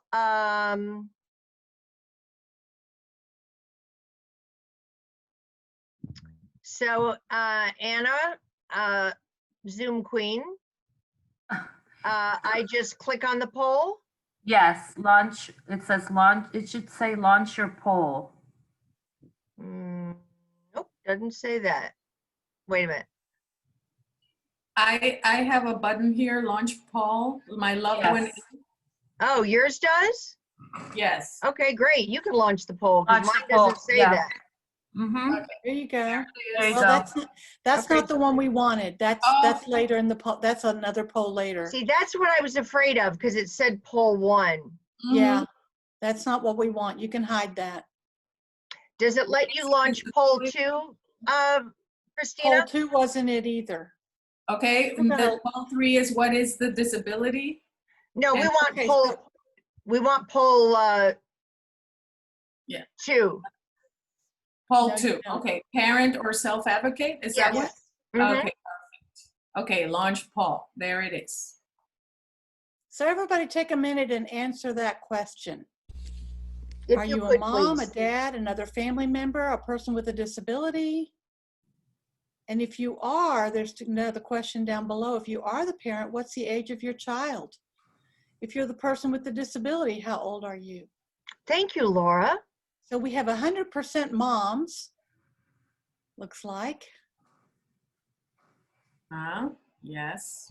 And looks like we've got 2 people with a 0 to 5-year-old, 5 people with a 6 to 10, 3 people with 11 to 18, 3 people from 19 to 21, and 2 people with a 21-year-old or older. I would be in that group as well. Thank you for that. Thank you. So let me ask another question I don't have a poll about. There's the result. There's another one about what is the disability?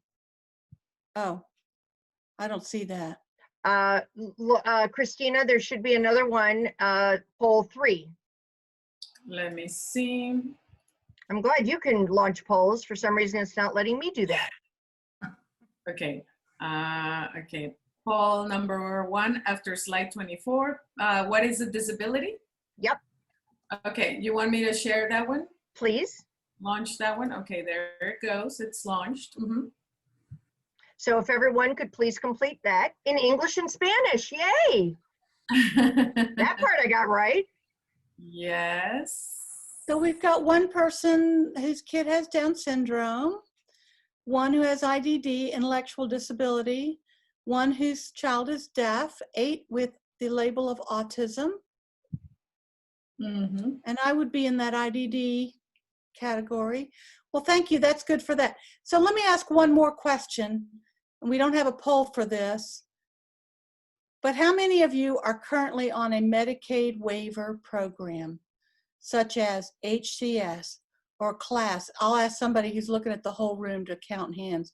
HCS, CLASS, what's the other ones? I can't even think of the other names of them right now. Texas Home Living. Texas Home Living, medically dependent child.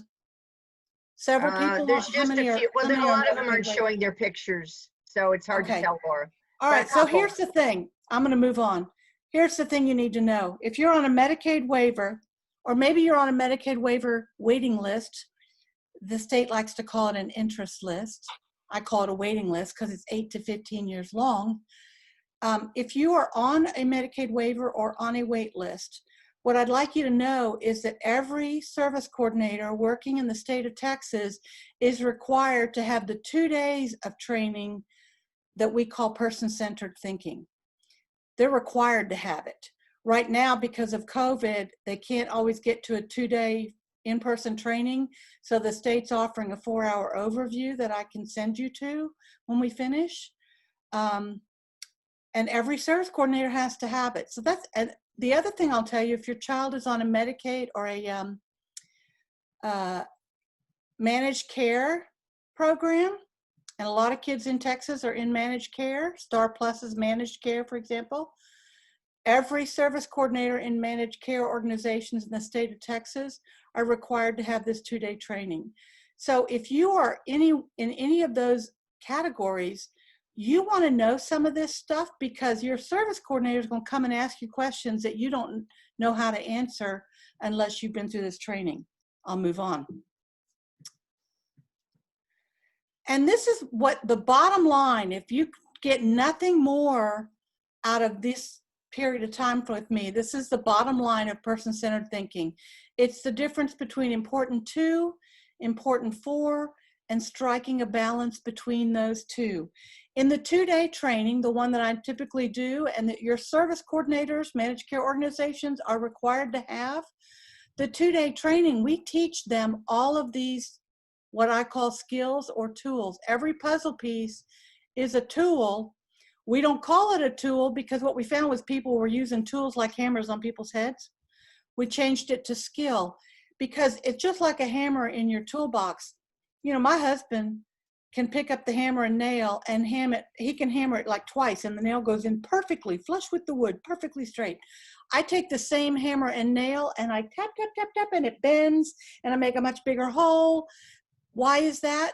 Because he's skilled with the use of that tool and I am not. So we train every service coordinator. Every one of these puzzle pieces is a tool, but you have to practice them and get good at them in order for them to be skills. And if you at least understand that some of the conversations you're having with service coordinators revolve around these tools, these skills, you'll be a step ahead. Person-centered thinking, we say it underlies and guides respectful listening, which then leads us to respectful action. Because what's happened, and Kathie talked about this, for people with disabilities, we've been doing a lot of action for years that isn't necessarily respectful and definitely isn't listening to the person with the disability and how they'd like things to be. It supports people to have positive control over their lives. And we call positive control because many of our children and adults with disabilities exhibit what we call negative control.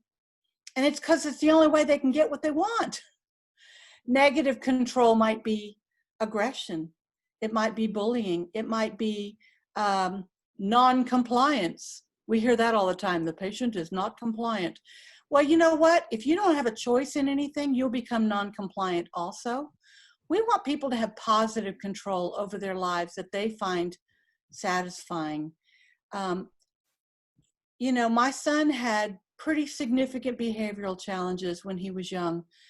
Hair pulling, headbutting, fractured noses, holes in walls. If you come in my house today and find anything that is precious to me that can be broken, if you look close, you'll see where my husband has glued it back together at least once.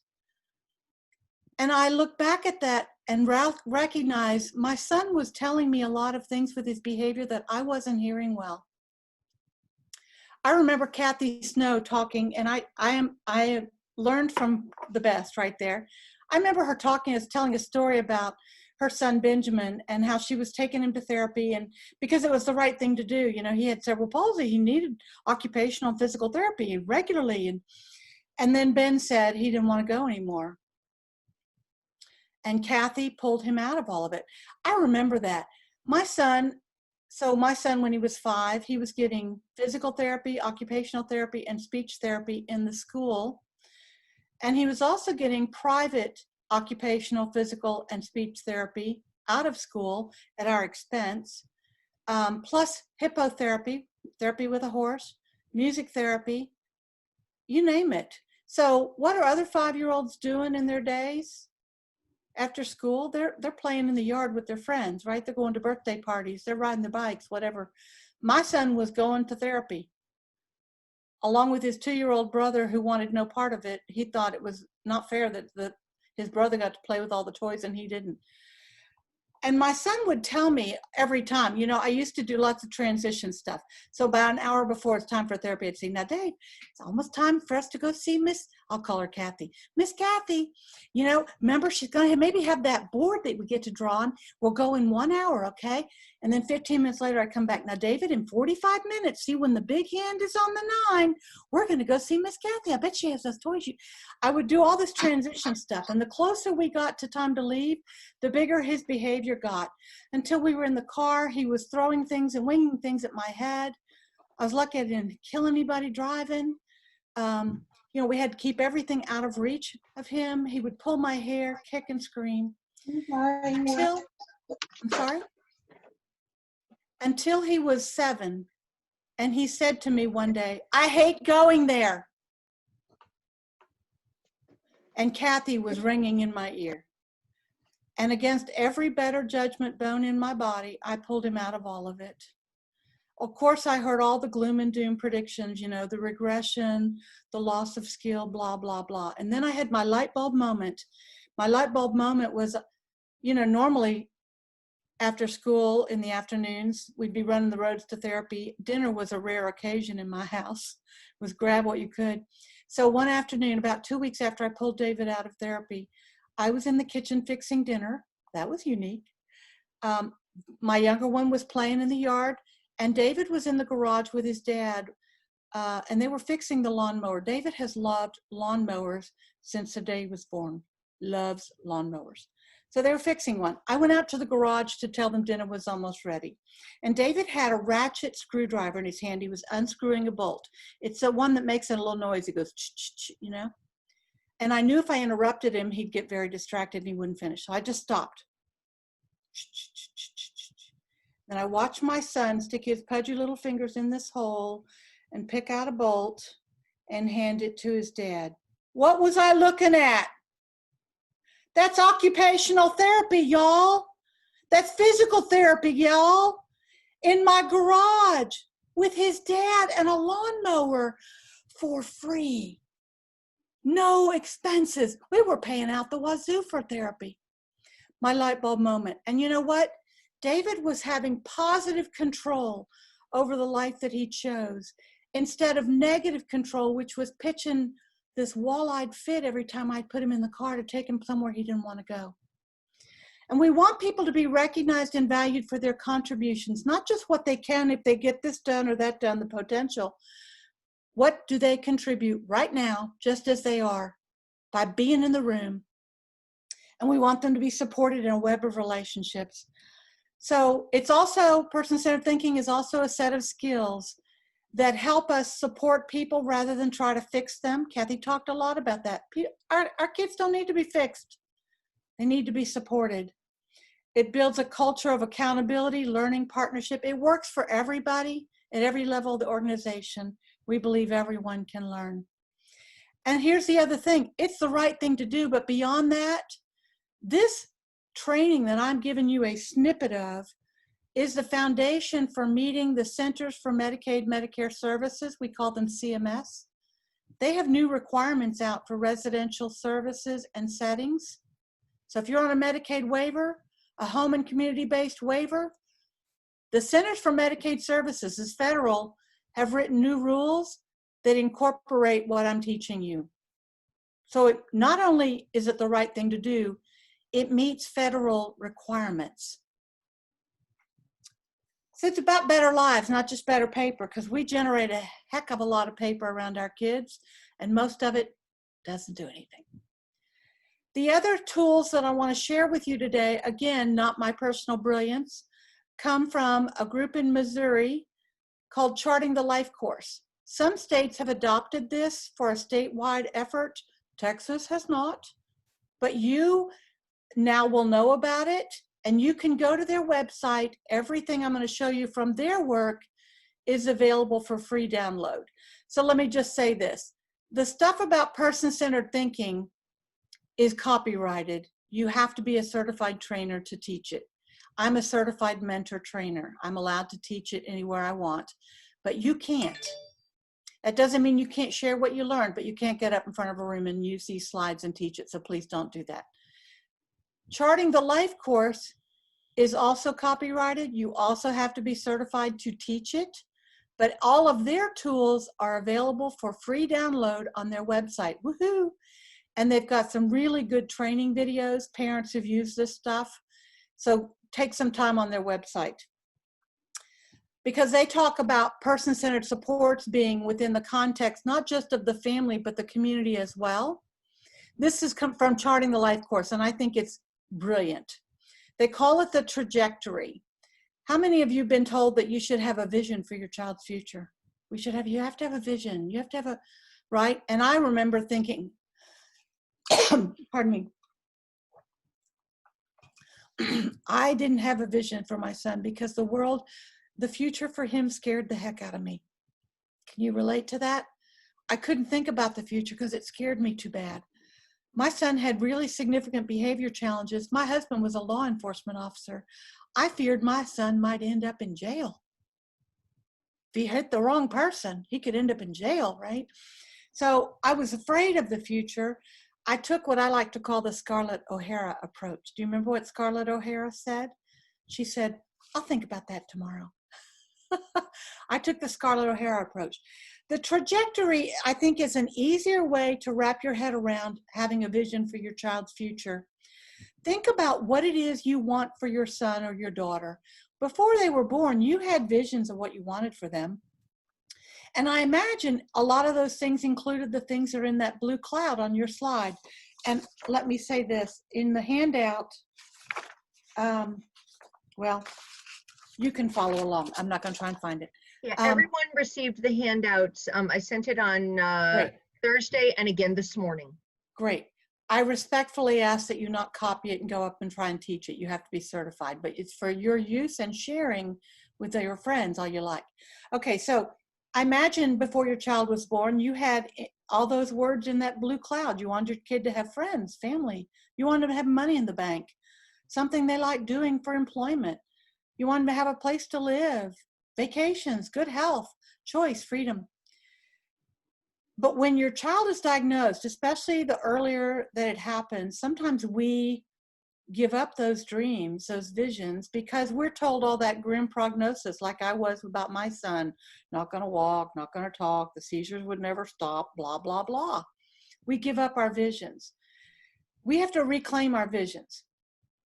And let me say this, if you just can't think about the future because it's too big, too scary, too overwhelming, then I want you to think about what scares you about the future. What do you not want for your kid? That green cloud down below. Because here's what I know. If you can name what you don't want, I remember a mom saying to me, and I was teaching this, and I said, what is it that you don't want? Because she couldn't envision the future. What is it that scares you? What is it that you don't want? She said, I don't want my daughter raped and left dead in a ditch. That's a pretty important vision for what you don't want. If you know what you don't want, it will direct you to what you do want. So if you don't know what it is that you do want, it's too big, too overwhelming, start with what you don't want. Because here's the thing that happens. Often, this is a person with a disability. Often this is their perspective, what they want. And we can't imagine when our kids are little, I'll ask families, what do you envision for your son when he's older? Where's he going to live? And they'll say, oh, he's always going to live with me. Well, those of us who have adult children will tell you he don't want to live with you. I got news for you. He is not going to want to live with you. He is going to want a girlfriend. She is going to want a boyfriend. They are going to want to get married. They do want a job. And sometimes that's really overwhelming for us as parents. But if you know that that's something your child is likely to want, then start thinking about those early steps. Back up on that solid black line, the trajectory toward life outcomes. and start thinking about what baby steps can I take in that direction? What little things can I do that might lead my son or daughter to those dreams? Because here's what I know, and this is what families' visions usually look like, right? If you know what you want, and I imagine you would agree with the blue cloud, and I imagine you also would agree with the green cloud below, the things you don't want. There are things you can do every day, little baby steps that lead you in one direction or the other. And here's the unfortunate thing that Kathie knows, I know, those of us who are parents of adults know, is that often many of the things we do with the very best of intentions take our children toward that green cloud. If your child is in a segregated setting 24/7, always with other people with disabilities, because you think that's where they won't get bullied and that's where they won't get hurt. Sorry, I didn't silence my phone. Now I am.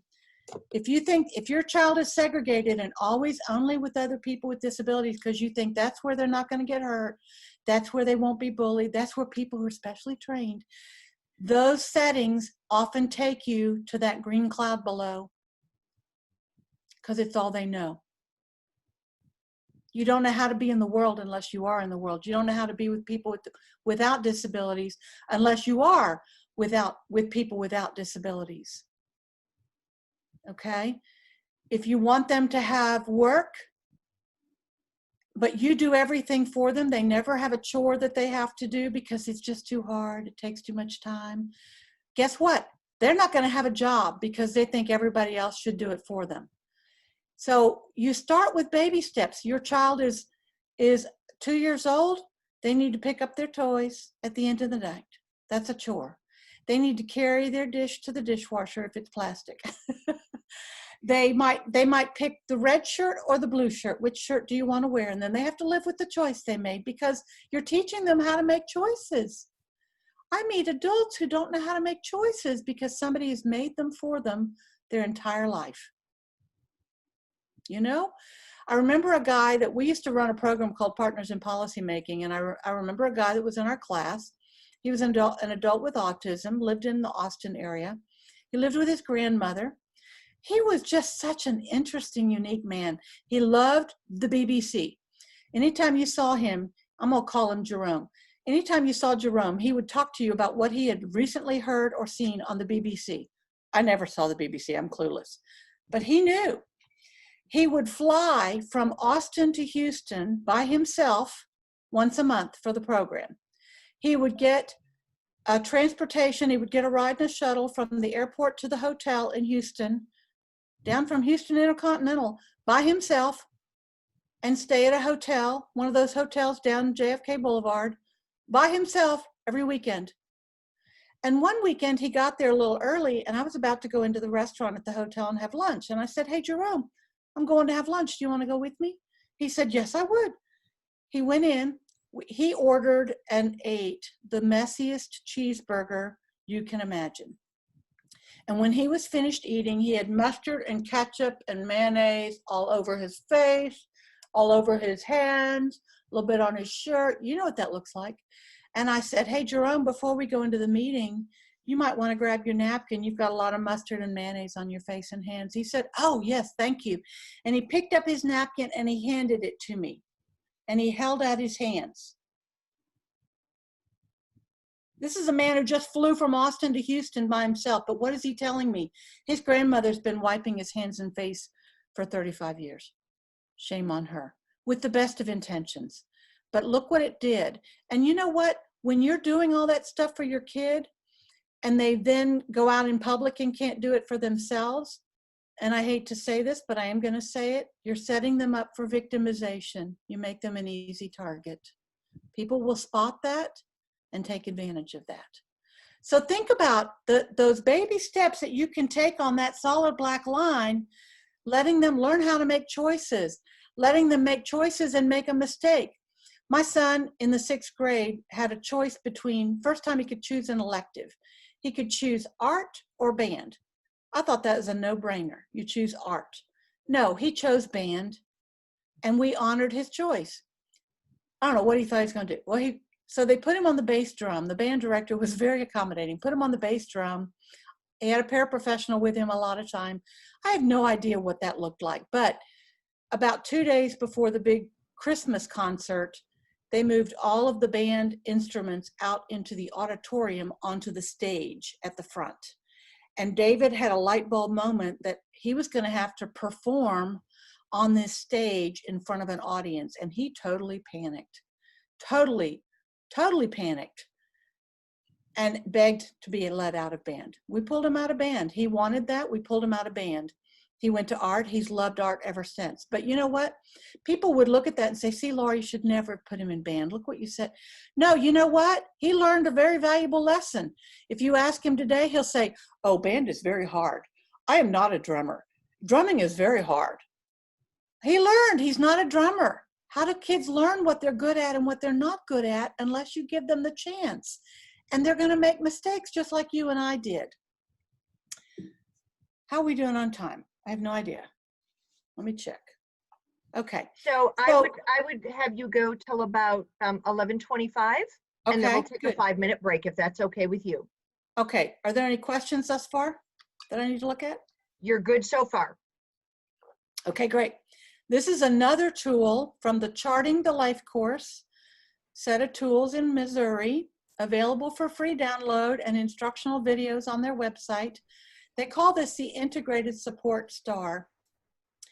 And, you know, if you look at the circle on the left, if you think about those of us who've been in the field a long time, we remember when they came out with a new idea and they called it wraparound services. Remember that, Kathie? Wraparound services. And they envisioned where the supports that your child needed, nursing care, occupational therapy, physical therapy, speech, case management, all those services that your child needed, they would wrap around the child.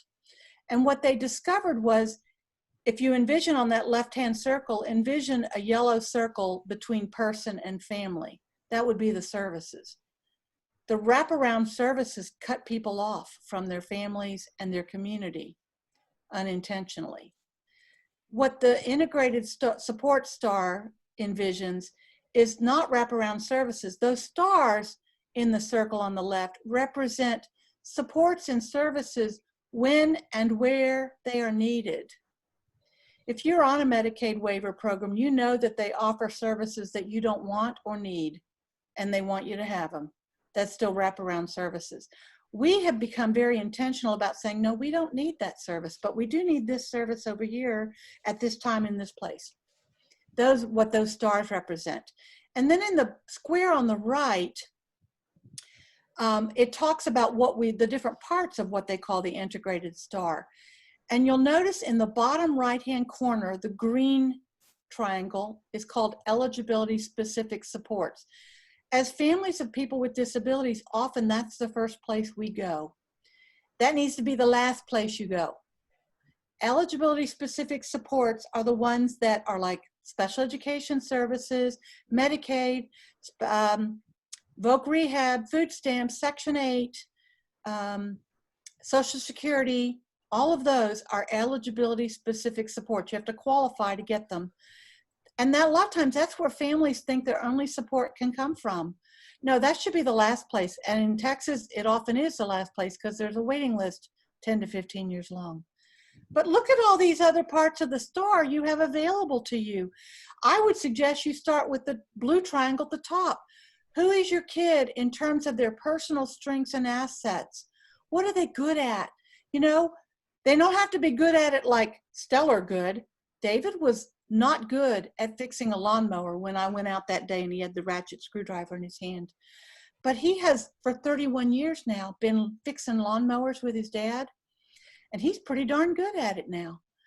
Now, can he fix a perfect lawn? Could he work in a lawnmower repair shop? Probably not. But you know what? David will, people put their lawnmowers, their push lawnmowers out at the curb for the trash. And often it's because they either don't know how to sharpen the blades, they don't know how to clean the carburetor, or they don't know how to fix the pull start. My son has become notorious for picking up dead lawnmowers on the side of the road and bringing them home. I had to make a rule. One comes in, one must leave. because we had a dead lawnmower graveyard. But you know what? David has fixed a lot of people's trashed lawnmowers by sharpening the blades, cleaning the carburetor, or repairing the pull start. And then he donates them to Habitat for Humanity, Restore, where people are getting their houses built. He donates them there. He's using a personal strength and an asset that we have spent 31 years developing, encouraging, teaching, building. Look at what your child loves to do and ask yourself, how can I make him better at that? How can I help him get better at that? How can I hurt you? How can she use that maybe in the future? When David graduated high school, his first 6 years of employment were self-employment. He ran his own lawn maintenance and small engine repair business.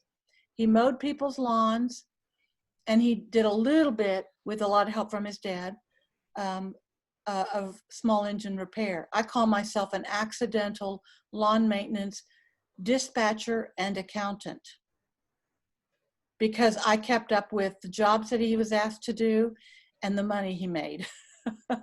But that's how we developed that into a skill. Who knew that could be a job? When I went out that day and he had that ratchet screwdriver. Yes.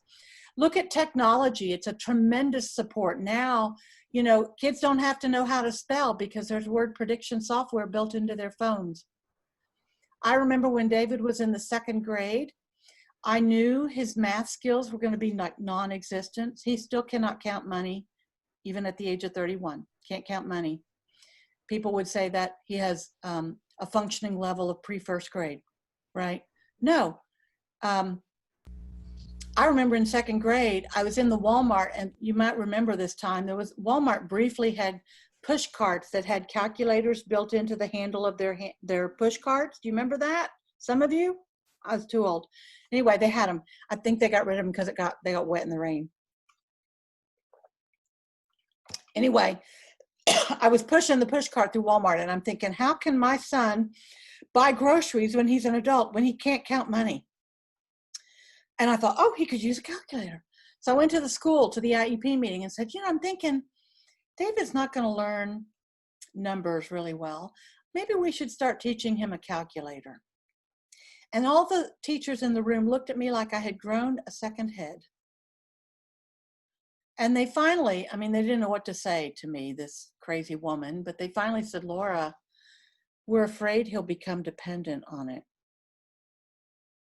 Who's not dependent on the calculator in their phone? Who knew we would have these?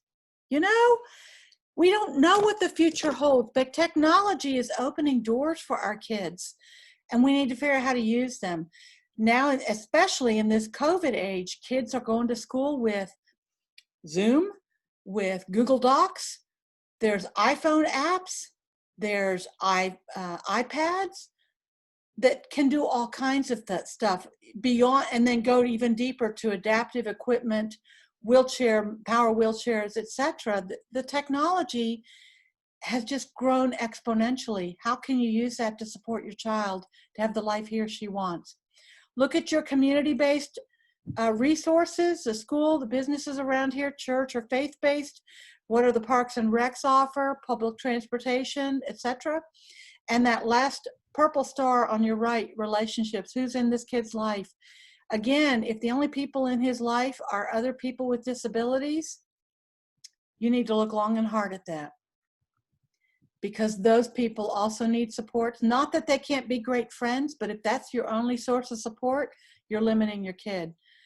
And you know, it's easy to say, well, people don't know how to talk to my child. Well, how are you introducing them? I was working with a woman in Colorado who had a young adult with autism, and she began to cry as I was teaching some of this. I said, what is it? And she said, you know, I try to introduce my daughter to other people without disabilities, but nothing ever happens. I said, well, how do you introduce your daughter? And she says, well, I usually say, this is my daughter, Ivana. She's nonverbal. I said, and that's where the conversation stops, right? And she said, yes. I said, how would it be different if you said, this is my daughter, Ivana. Now, Ivana doesn't use words, but let me show you how we communicate with her. It could open doors. A lot of it is dependent on us and how we frame other people's thinking about our kids. If you open the door by saying, this is my kid, David, now he's likely to hit you, you've closed the door. He's likely to run, you've closed the door. How to instead say, this is my son, he has these support needs, and here's how we support them. Boom, change the conversation. Questions before I move on? What time is it? Is it time to stop? You've got 10 more minutes. It's your choice. I'll tell you what, I'm gonna go on and we're gonna do an activity. So I want you to think about what you're doing for your son or daughter right now and where is it likely to lead them. The box at the top right is the trajectory and what it often looks like if you are only relying on family and friends.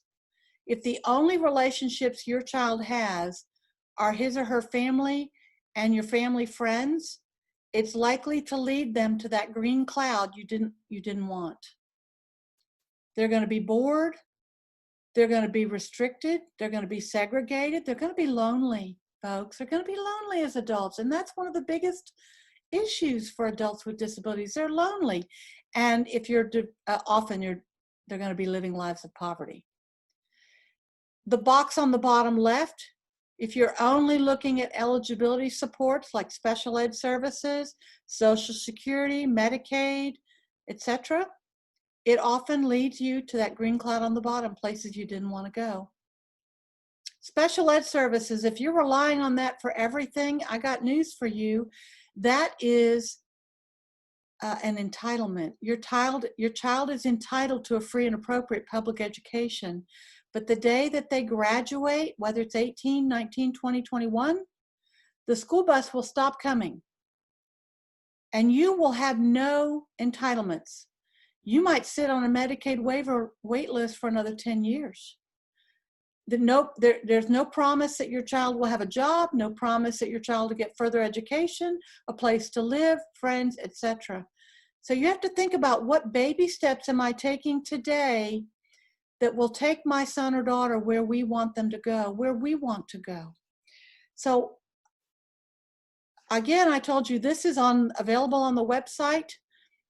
This is where you find all their tools. They're all available for free download, and there's a lot of really good training videos and other things available there. So I encourage you to spend some time. What I'd like you to do now is take a little bit of time to do your own homework. You have this in your handouts. This same page is available for free download on the Charting the Life course website. That's where I got this page. I want to take a few minutes, and then when don't go to break yet. What we're going to do is take a few minutes for you to jot a few things down in each of those boxes, and then we're going to come back, and a few of you that are comfortable can share with us what you wrote down. Let's take a few minutes. You've got it in your handouts. Tell me, what is your vision for your son or daughter's good life? Or what do you think their vision is? And what do you want to steer clear of or avoid?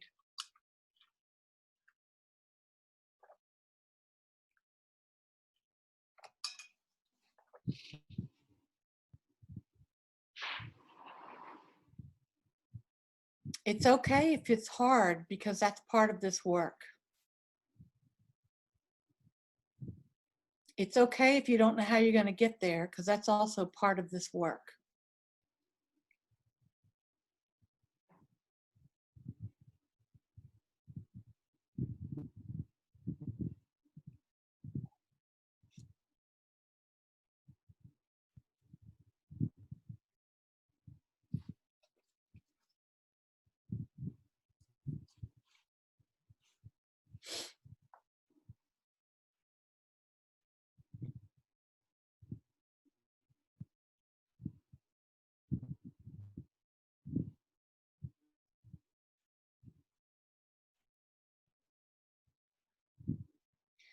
When you've got something written down and you feel like you would be comfortable sharing it with the group, you can unmute yourself and let us know when we call time for that. If you're not comfortable sharing, that's your business. Misery is optional.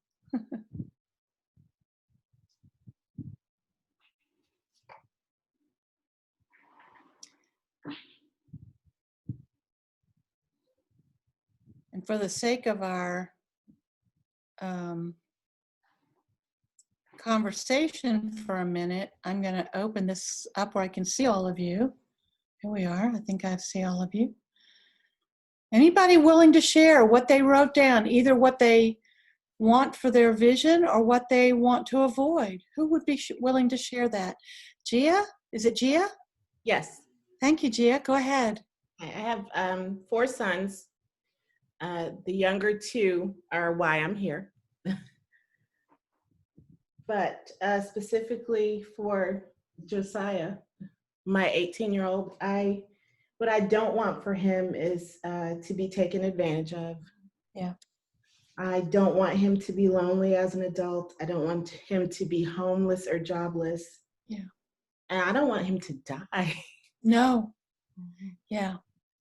And so, Gia, let me ask you this. Writing that down, does that give you any thoughts for what you can do today, tomorrow, the next day, that move him away from that negative place toward the life you want for him or he wants for himself?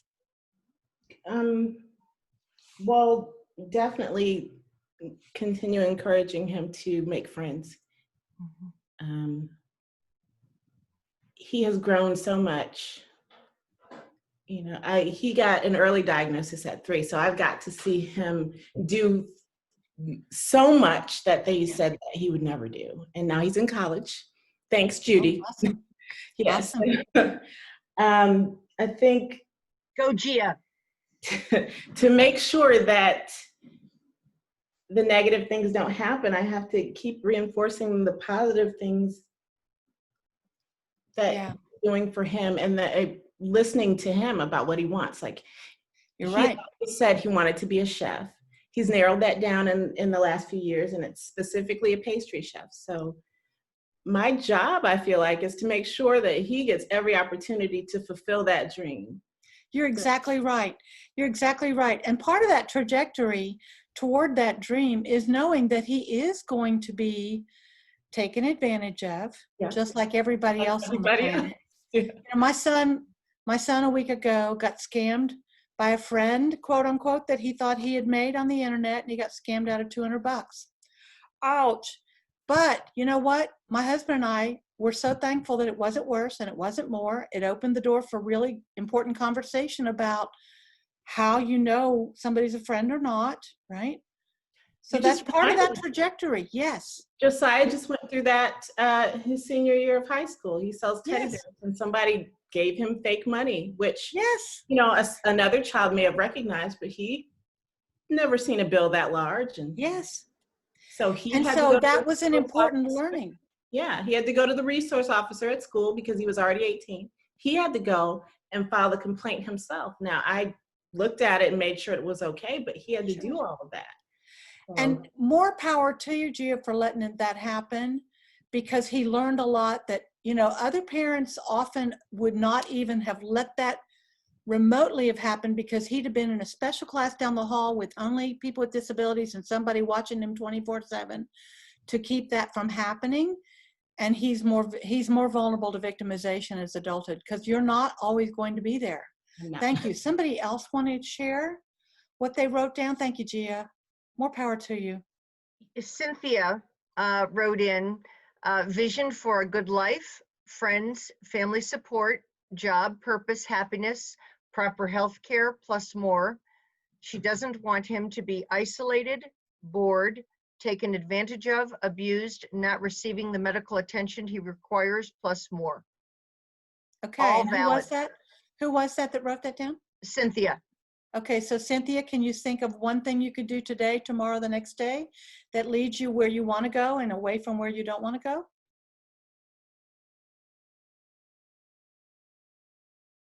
She doesn't have a camera? Oh, she doesn't have it. She's not able to. She has an older computer. Can she talk? No, she doesn't have a mic. Okay. She doesn't. Yeah. But you're right, Cynthia. So think about what baby steps can I take today, tomorrow, the next day that help my child not be a bored, isolated, taken advantage of adult. The trajectory, the beautiful thing I love about the trajectory is it helps you think in terms of baby steps. You know, I tell parents all the time, look at what other kids your child's age are doing. So if you've got an 8-year-old, look at other 8-year-olds without disabilities. What are they doing? What are they wearing? Where are they going? Get as close to that as you can get. It might not look the same. It might not even look remotely the same. It might take a lot longer. Get as close to that as you can get, and keep getting as close to that as you can get, because that's what leads people on that upward facing trajectory toward a positive life.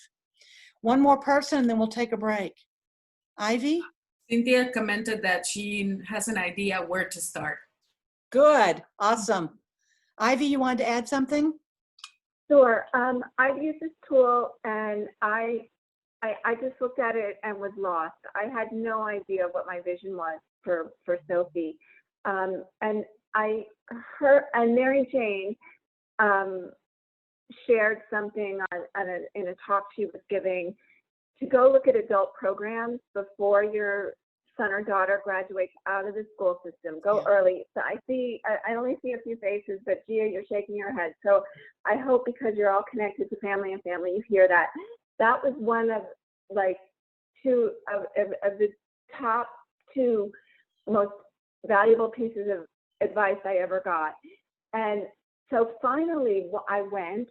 My daughter still had 2 years left, and I live in Austin, so I can't speak for Houston, but I was horrified by what I saw in sheltered workshops.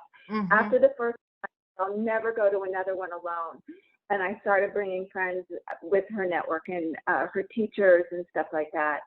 But I knew that I didn't want her in a sheltered workshop doing meaningless things or sleeping, bored out of her mind. And Sophie has very, very high support needs. But it opened my mind to the possibilities of volunteering and finding things for her to do in the community where she could make a contribution, be recognized as contributing, and have a sense of belonging as a fully fledged member of the community. So that's the direction I went. That's just one example. Thank you, Ivy. Yeah. A lot of times people think sheltered workshops is a great place because, again, it's all people with disabilities. There's staff that are specially trained. I always like to say special ain't so special. It really isn't so special. It's very isolated. It's segregated. It's limiting. You know, people who work in sheltered workshops, the staff, well, if you go to visit one, they'll be so proud to show you the nuts and bolts that somebody is separating. Or, and you know those little packets you get of forks and knives from the restaurant when you get takeout? That's what they do in sheltered workshops. And they'll be so proud to show you the work that people are doing all day long. But they don't, and they'll be so proud to tell you people get a real paycheck. But what they don't tell you is it's the only place in this country that you can get paid below minimum wage. So those little packets of knife and fork and spoon and salt and pepper, people might get paid a couple of pennies per item they deliver. And if you work slow, you're going to make maybe a paycheck of $2 at the end of 2 weeks. And they're so proud that they got a paycheck. So this is a good time for a break. I'm going to stop here. I'll turn on my Mr. Timer. How much time do we need, Judy? 5 minutes is great. Okay. So yeah, that would be great. And Cynthia just wrote in, before my son graduated from high school, she toured several post-secondary programs and they were cost prohibitive. They weren't the right fit. So yeah, it's a huge problem. So yeah, and the pandemic is not helping. Yes, time? 5 minutes, please. 5 minutes. All right, I'll see you back in 5 minutes. Thank you. Thank you. Love Mr. Timer.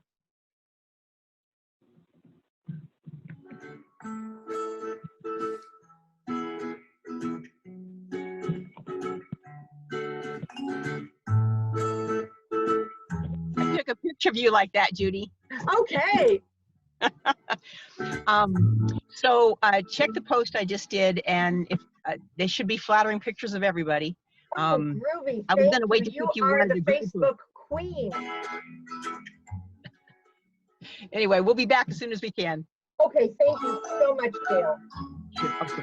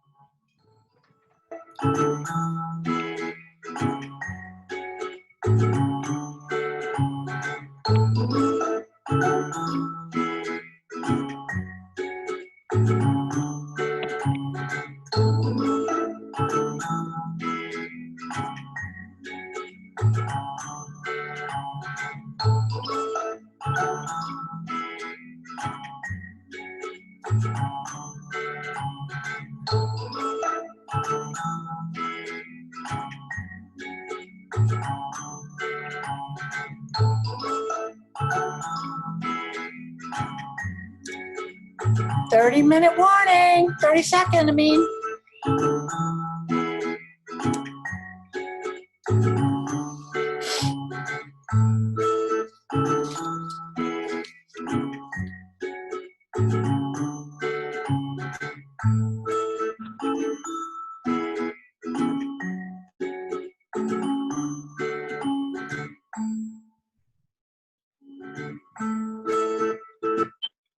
All right, welcome back, everyone. Let me get my PowerPoint back up.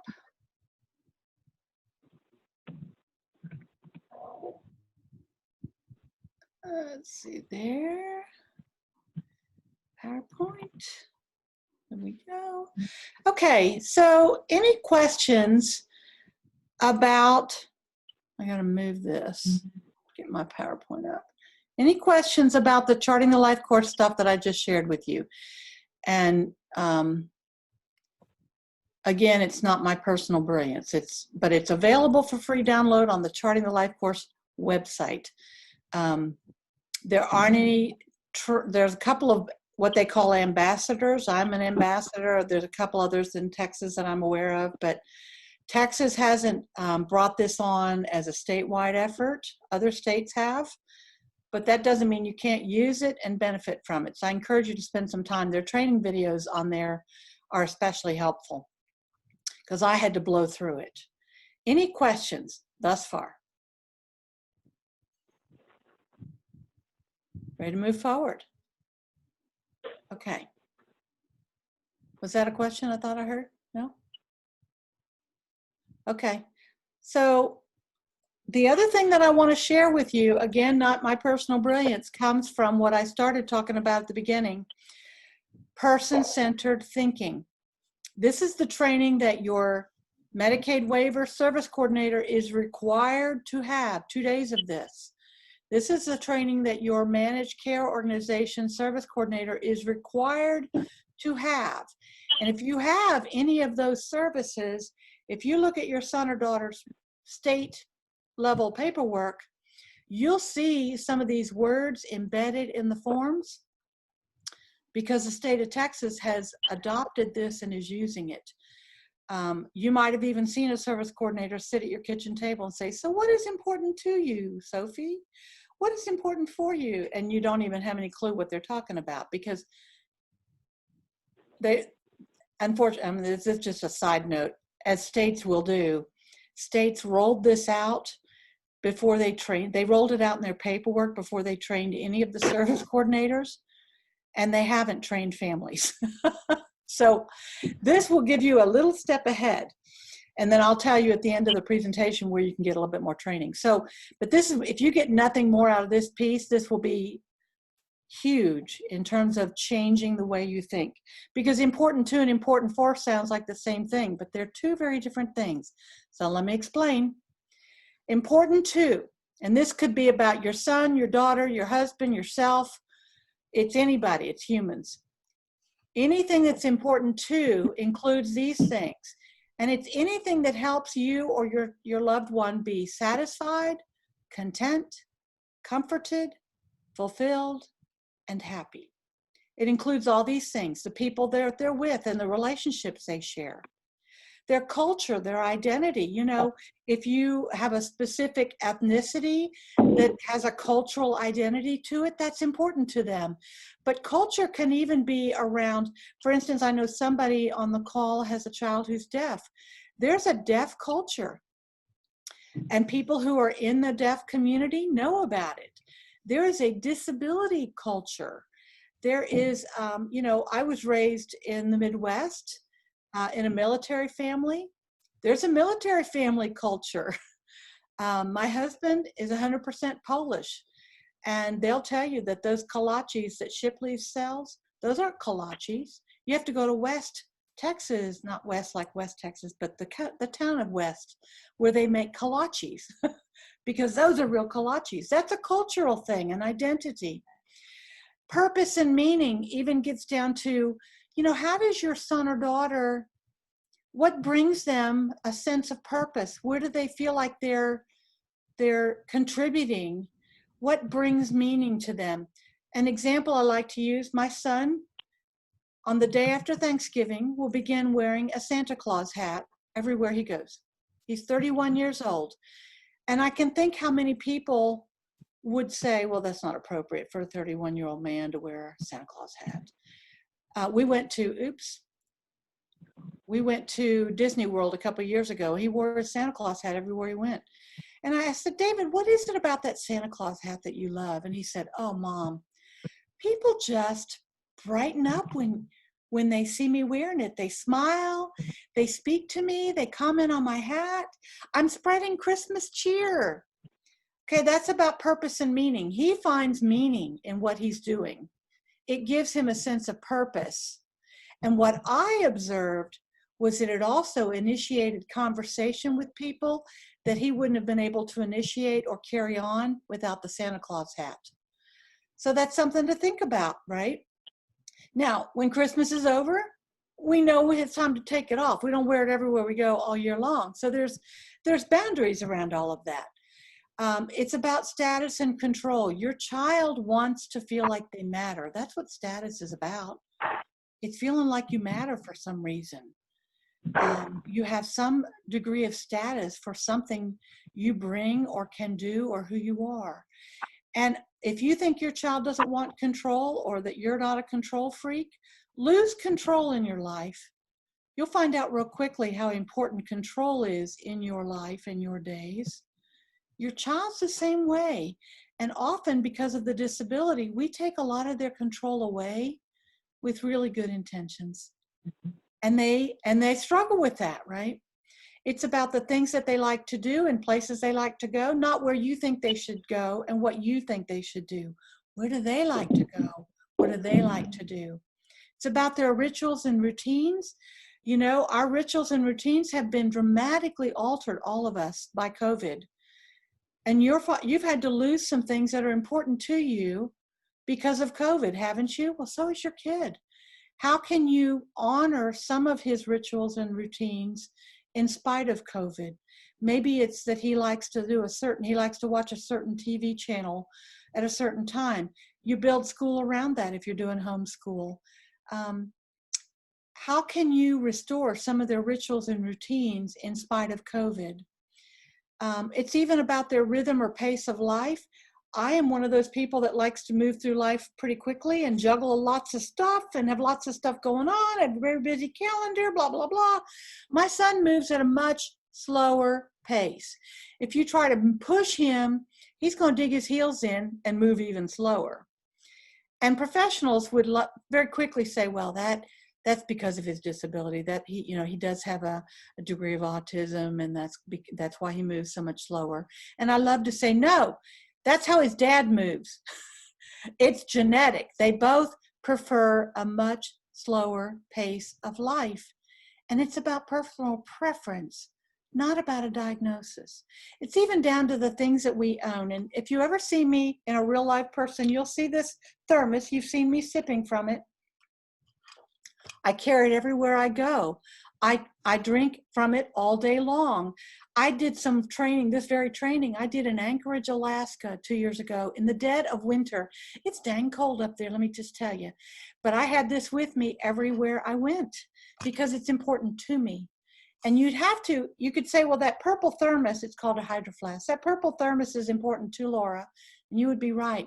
But you need to dig a little deeper. What is it about that thermos that I love? Ask your child, what is it about that Santa Claus hat that you love? Then you'll start to get down to the deeper stuff of what's important too. And those are the questions your service coordinator is asking when they come to your house. You know, what it is about this is I love really cold drinks. And this will keep ice in a hot car in Texas in August. When I come back, it's still cold. I have sensitive teeth, so I can't drink that way because it hurts. This has a straw. I can put the straw down so I can carry it on my pinky finger and not have to try and carry, because I usually look like a pack mule carrying stuff into where I'm training. Now you're starting to get to what's important too. Does all that make sense to you? Because here's the thing, with people with disabilities, we might recognize the things that are important to them. We don't usually see the depth of the important too, but we often ignore it. And what I want you to think also about is it also includes, important too, also includes that person's definition of quality of life. COVID has brought a new revelation to us, I think, around quality of life. You know, we use those terms, quality of life, like we all know what it means. But when you think about it in terms of, do I want to be on a ventilator or would I rather not be? Do I want to go into the hospital or would I rather not? Do I want this to be life-threatening or, you know, then you're starting to talk about how you define quality of life, and your definition of quality of life could be different than somebody else's. How does your son or daughter define quality of life? Really important about important two is that often our children and young adults will say something is important to them with their words, but their behavior will say something very different. For example, remember my story about David when I would tell him it's time to go see Miss Kathie. She's going to have that cool tool. Remember that? And he would tell me with his words that he would go, but his behavior said what? I hate this. When words and behavior are in conflict, pay attention to that and ask why. You know, your son or daughter says that they love going to that resource room down the hall. They love the segregated classroom. But their behavior says that they don't want to go there. Or they love this class, but they hate that class. You know, or they'll tell you I'm getting confused here. When your child tells you they love something, but their behavior says they don't love it so much, ask yourself why. Because here's what the thing, we have done a really good job of teaching children and adults with disabilities how to tell us what they think we want to hear. And they will tell us, I love going to day hab. I've heard people sit in their service coordinator meeting and say, yes, you can put the day hab down. I like going there. Yes, I like working there. And then every day they pitch a wall-eyed fit because they hate it. They hate it. I worked at a state supported living center one year as a consultant. I was asked to go in and meet with a woman who was living there. I won't say where. Supported living centers are our state-run institutions. We used to call them state schools. If you want to know why there's a wait list of 8 to 10 years, it's because we heavily fund our state-supported living centers, and we do not heavily fund community-based waiver services, just the truth. But I went to this SSLC, we call it, State-Supported Living Center. It was several hours away, so I called and made an appointment. And they said, well, she gets out of class at 3 o'clock. I said, okay, I'll get there at 3 o'clock. I got there at 3 o'clock, and they said, oh, she can't meet with you. She's in class. I said, well, we made an appointment. And they said, yeah, but she loves class. She's not going to want to leave because she loves her class. I said, well, could we go and ask her? So they said, okay. So they took me across the campus, and all the way across the campus, they're saying, well, when we get there, she's probably working on a puzzle. I'm going to call her Betty. Betty loves puzzles. She's probably working on a puzzle. She might be coloring, but Betty really loves puzzles. She's not going to want to leave because she loves them. I said, well, let's just go see. So we got there. They introduced me to Betty. Betty said, yes, you want to meet with me. They said, well, Betty, got to finish. She's working on a puzzle. It's one of those big wooden chunky puzzles with pegs, and you had to she was trying to fit Asia into where it fitted on the map. Oh, come on, Betty, you can do it. They said, you got to finish your puzzle before you can meet with her. Okay, so she finally finished. Woohoo, Betty, you finished the puzzle. I took Betty to another room where we could talk privately. And I was trying to get to know her. She didn't know me from Adam. And I said, so Betty, they tell me you really like to do puzzles. And she said, I hate them. They make me do them every day. Words and behavior are in conflict. They were saying, her words were, yes, she loved doing puzzles. And she probably sat in her meetings and said that because she knew that's what they wanted to hear. And she knew they weren't going to change it. But her behavior told me something very different. We often miss, here's a really important point, we often miss what's important to our loved ones because we get laser focused on important for. Important for are issues of health or safety. It's making sure they see the doctor when they're supposed to. We prevent illness. They get their flu shot when they're supposed to. We promote a good diet and exercise. We protect them from being bullied or taken advantage of in any way. We don't want them to be afraid, so we restrict their environment. Issues of health and safety. In your handouts, I gave you a page that looks like this. Can you see that? What's this? I gave you a page in your handout that looks like that. Can you see it? Yes? No? Maybe so? Anybody tell me? Can you see it? Because I can't see you all. They should have it. Okay. I gave you a page that looks like that. It says, stop. This is important for. These are things that I don't necessarily want to do, but I need to do. I might have to pay attention to my diet. I might have to take insulin. I might have to not drink so much caffeine, all that stuff, right? And this is important for in your handouts. These are the things I love, right? Okay, so you'll use those in a moment. I wanted to point them out to you. We often miss what's important to our child, our loved one, because we are focused on the important for. And it doesn't matter who you are. If you're a professional, a parent, an educator, a medical professional, doesn't matter what your role is.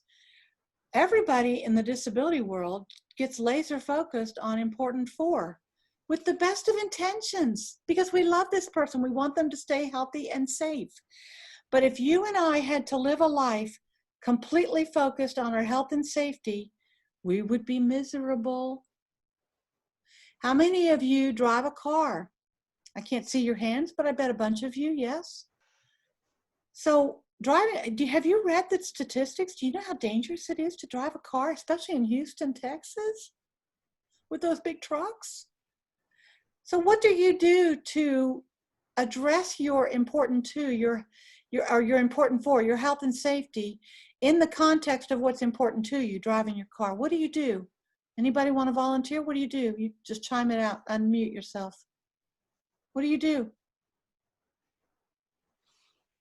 Keep it in good running condition. Yeah, you keep it in good condition. What else?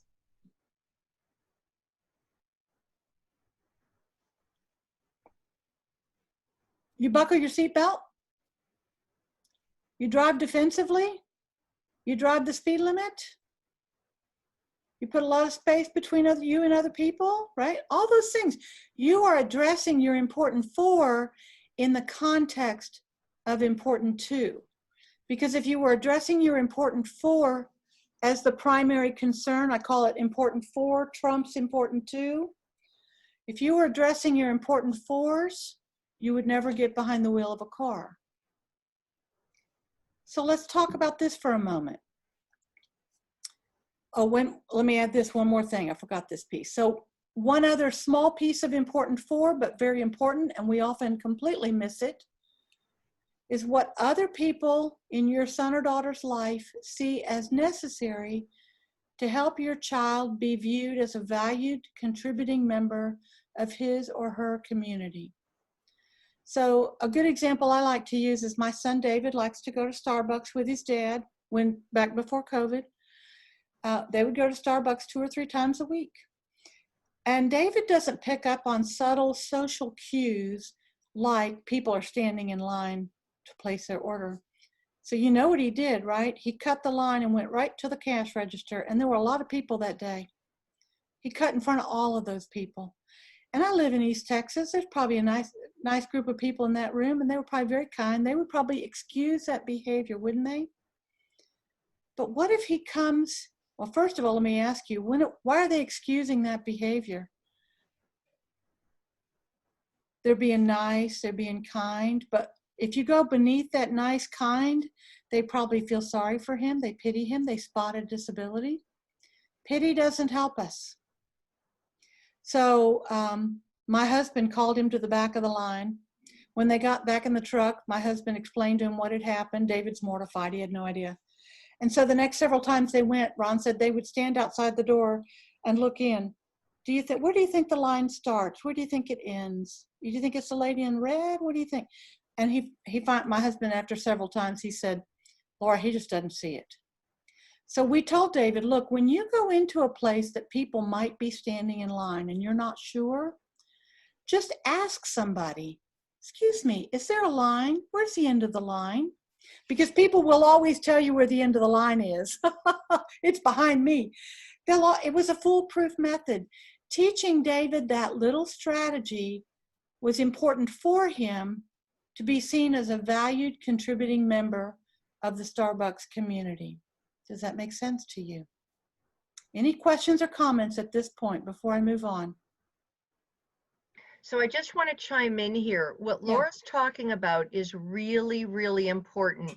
I have probably been explained this important to important for at least 8 times. And I still need to hear it again. So again, this falls under no question is silly. Yeah. This is hard stuff. It is. If you want to private message me, thinking.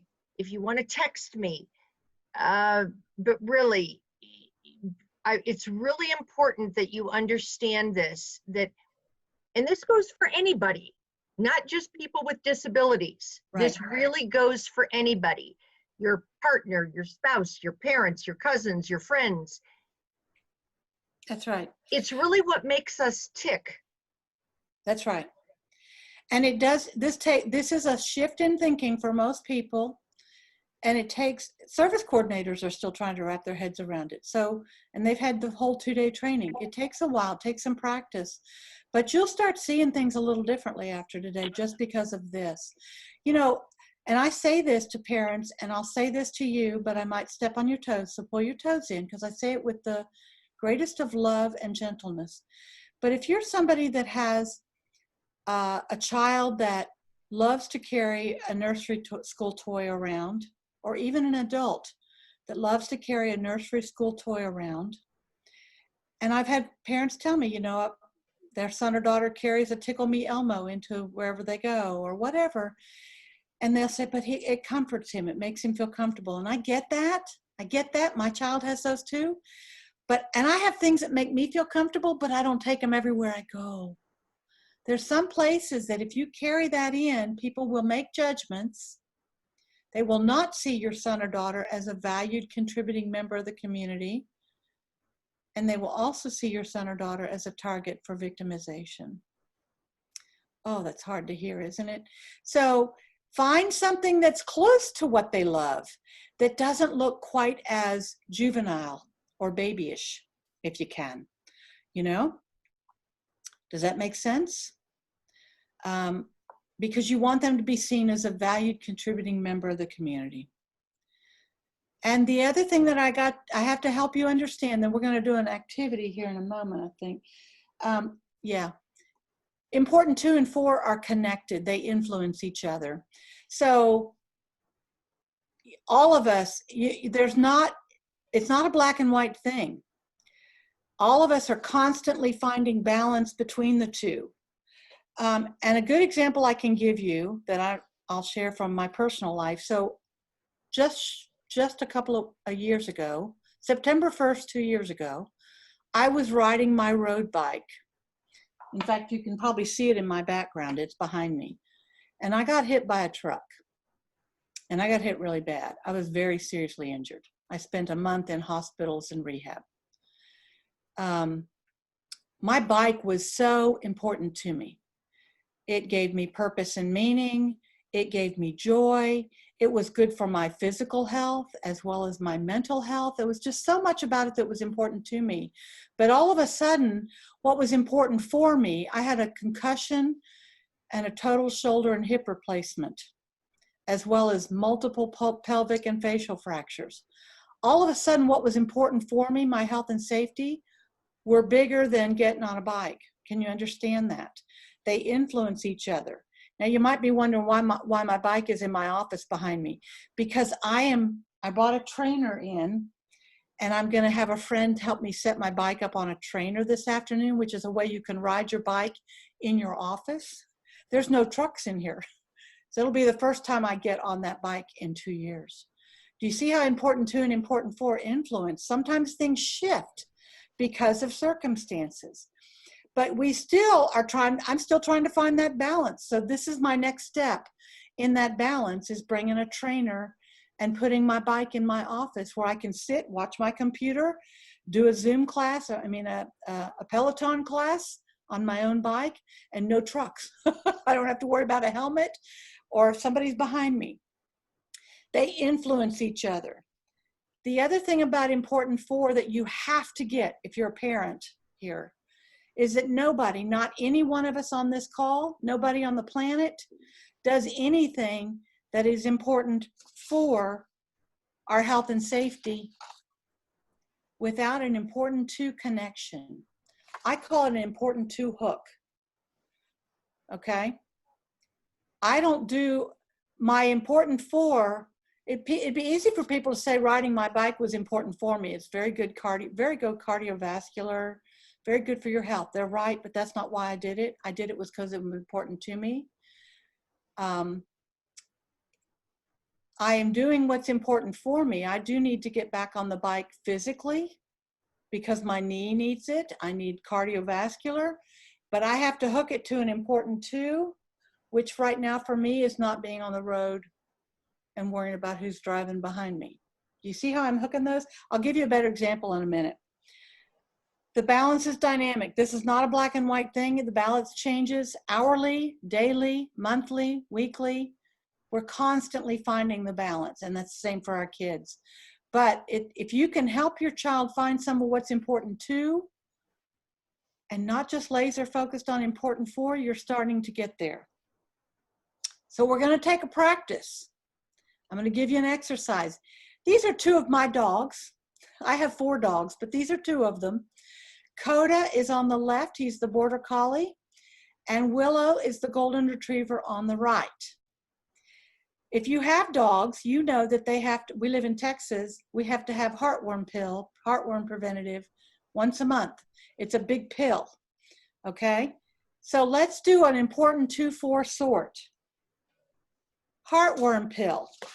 Is it important 2 or is it important 4? Hold up the page that it matches. Important 2 or important 4? Heartworm pill. And I can't see the pages, so Judy, you'll have to tell me how we're doing. A lot of people, again, just have the black and white, so it's hard to tell. Oh, okay, yeah. Okay, well, hopefully you got that heartworm pill is important 4. What's that? Yeah, or you can write it in the chat. Thank you, Christina. Terrific, thank you. It's important 4. It's about their health and safety. Right. Okay, well, so the heartworm pill comes in a big box. These are big dogs, so their heartworm pill's about this big. And it says on the box, flavored like a treat. Oh, yeah. Willow buys it. Willow believes it. She can't wait for it to come out of the pantry. She's thrilled, and she will sit down, no question asked. Coda, he knows it's not a treat. He smells it coming out of the pantry, and he wants no part of that. Okay, so let's do another important 2, important 4 sort. Get your pages ready. Peanut butter, important 4 or important 2? What do you think? You can just write it in the chat. Write it in the chat. I can't see the chat either, but that's fine. No worries. Everybody's saying important 2. You're right, exactly, important 2.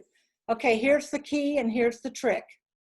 How's it going to work for Coda? If I say Coda, okay, here's the peanut butter, important 2, and the heartworm pill, important 4. See my hands? How's it going to work if I say to Coda, you can have some peanut butter after you eat this heartworm pill? Is that going to work?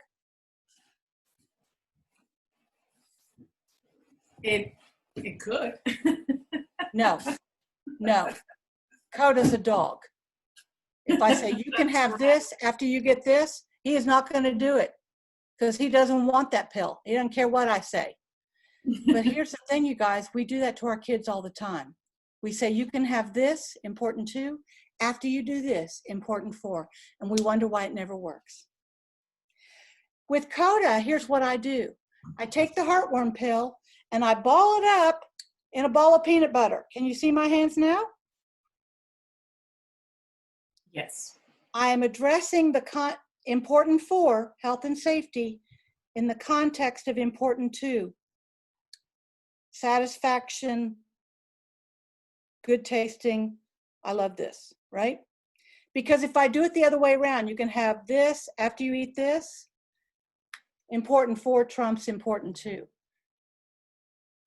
You have to figure out what's important to your child and embed his important 4 in that.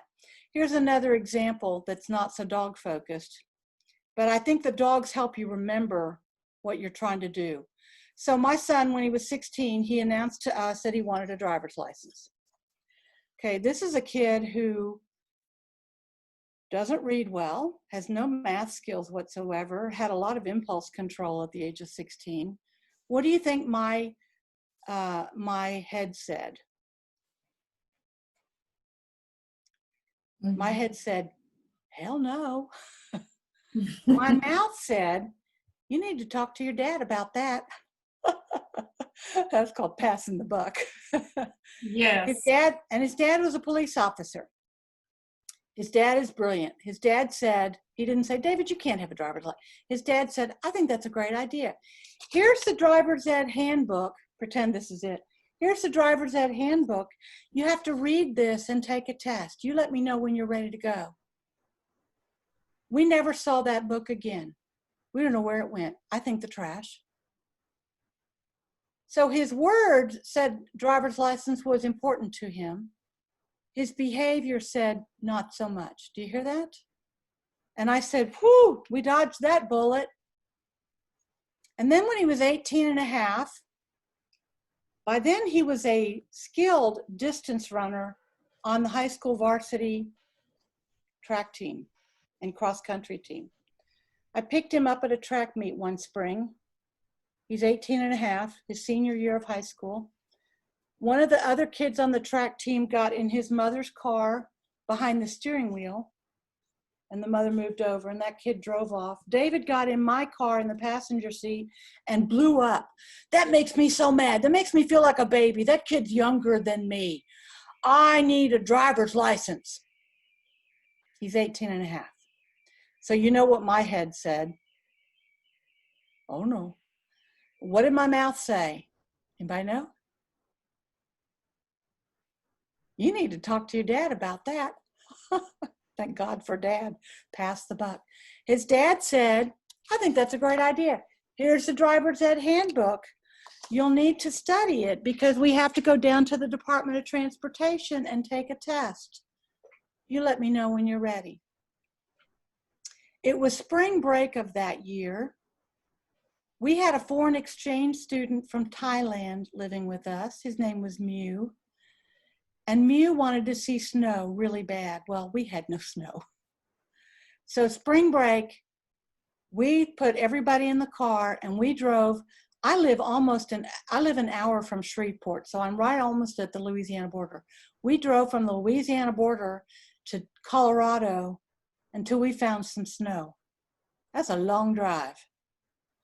David read the driver's ed handbook in the car all the way to Colorado and back out loud.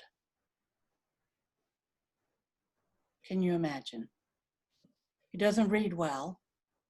I remember him spelling the word intoxicated to me from the back seat and asking me what that meant. But all I kept thinking was, his words and his behavior are congruent. This is important to him. When words and behavior are not congruent, you listen to behavior, but when words and behavior are the same, that's important to your kid. Pay attention. So how can we embed important for health and safety, his, ours, everybody else on the road, in the context of important to getting a driver's license? Well, we helped him study for the driver's permit test. We helped him study. We taught him, he doesn't know numbers. We taught him exactly what the answer is for how many feet before the stop sign. We taught him the answer. So he scored an 86 on the test. He wanted it bad, didn't he? My husband called and said he passed. I said, oh no, what are we going to do now? So how can we embed important for his health and safety, ours, everybody else on the road, in the context of important to him getting a driver's license or practicing on the road with a permit? He only drove with my husband for about 3 or 4 months. They drove out in the middle of nowhere on early Sunday mornings when nobody else was out. Country roads, because he didn't know which lane was his. Most people drive on a permit 6 months. David drove on a permit almost 2 years. And then when he went down to take the test, the driver's test, we made him take the whole test with the guy in the seat, uniformed officer, parallel parking, the whole 9 yards. He passed it. I said, oh my gosh, what are we going to do now? Again, we have to embed his health and safety, ours, and everybody else on the road in the context of what was important to him, driving a car. The first time he drove out of our driveway, and you know what? We do this with every one of our kids, disability or not. The first time your kid drives out of the driveway, it's a scary time, disability or not. So the first time he drove out of our driveway by himself, we were right behind him in another car. I don't know what we thought we would do, but we were going to be there. At first, he was only allowed to drive to the school and back, 7-minute drive. He had to text us when he left, or when he got there, he had to text us when he left to come home. And now we'd have an app where we could actually follow him on the road. But I will tell you that now, that was over 10 years ago. David is a very good driver today. He has had accidents, but so have other people without disabilities. And he's learned from those. If you are behind David at a stop sign, he might sit a little longer than you think is necessary, but I'm really okay with that because he's extremely careful. Do you see how we took baby steps toward that? But we were always embedding important 4 in the context of important 2. Because if we made important 4 the priority, he would never have tried for a permit. He would never have driven a car. Questions, comments? Unmute yourself if you have a question. I want to take a minute. Laura, did you want to do a poll after a couple of slides?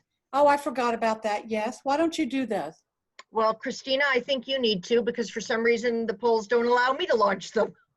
Okay. Thank you. I forgot those, Judy. Thank you. You're welcome. They were after slides. Poll number one. Yes. Is it after slide 24? The Yes. one Now, that Laura, I don't know at what point. Yes, that's correct. Okay. Okay, my loved one is that's it. Yes. Okay,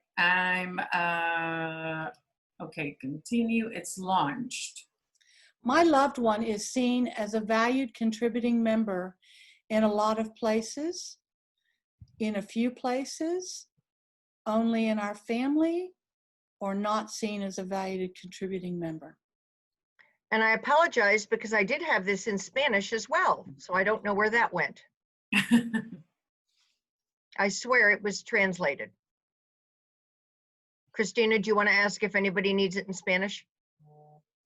Yeah, nobody has said anything, but okay. ¿Alguien necesita traducción de las preguntas?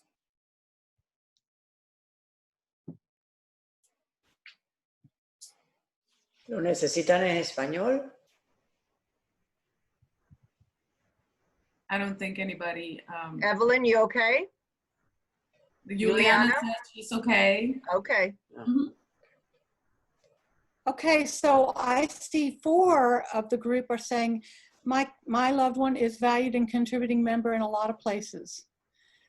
That's only 27% of the class. 60% of the class said they are seen as a valued and contributing member in, I think it says a few places. The question is cut off for me. Yes, is that what it says? A few places? Yeah, in a few places. And 13% say only in our families. So those of you in the second 2, in a few places or only in our families, you have some work to do. What is it that helps your son or daughter not be seen as valued, not be seen as a contributing member?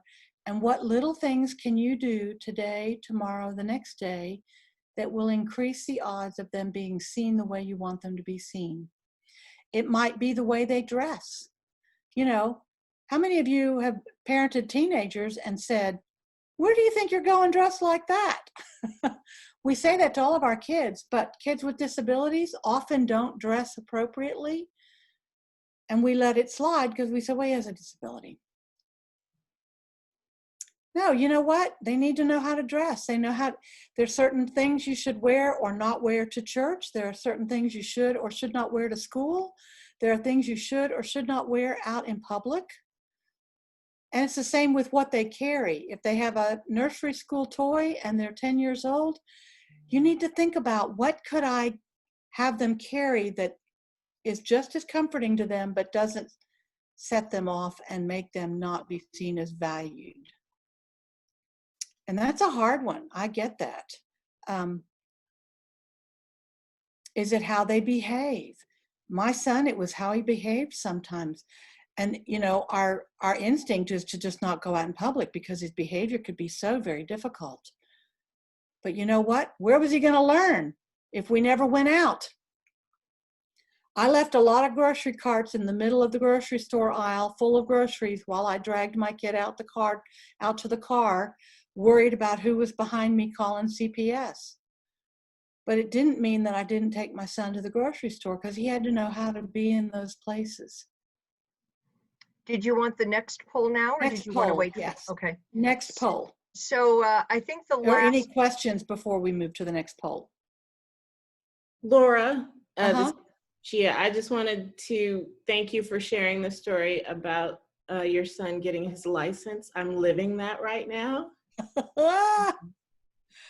That's a hard story, isn't it? Yes, I have 3 with permits, 2018 and 15. I'm sorry. And well, for me right now, it's about accepting the fact that little brother is likely going to get his license before middle brother. So yeah, you know. You know what? We don't do our kids any favor by pretending those realities aren't the case. Right. We just talk about them up front. This is how it is what we're doing, and here's how we're going to address it. And we move on. I will tell you real quickly, there's an app, a free app that we use on our phones called Life 360. And I can look at it any time of the day or night and tell where my son is. It even tells me how fast he's driving. And I have that with his permission. Okay. So that might be helpful. Thank you. It is a scary time, but kudos to you. Yay, you, for taking that risk. And I want to Because here's the other thing I will say about this, that to help your son or daughter get what's important to them while still addressing their health and safety requires a degree of risk. Yeah. I would encourage you to read the article. It's been around since the early 1970s. It's by Robert Persky. Julie, if you'll email me, I'll send you the link. But it's called The Dignity of Risk. Any other questions or comments before we take the next poll?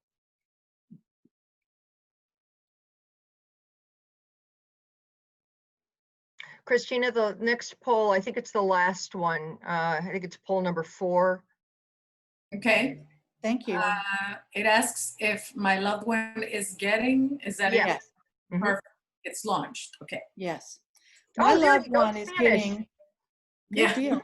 A little bit of what's important to him or her, a lot of what's important to him or her, not enough of what's important to him or her. I'm not sure. I need to think about this.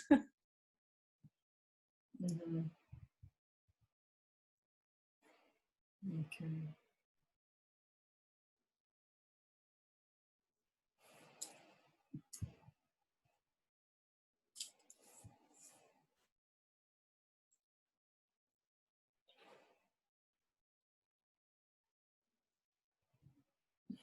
And these are all anonymous, so y'all don't have to worry. Yeah, I'm not looking at names. That's right.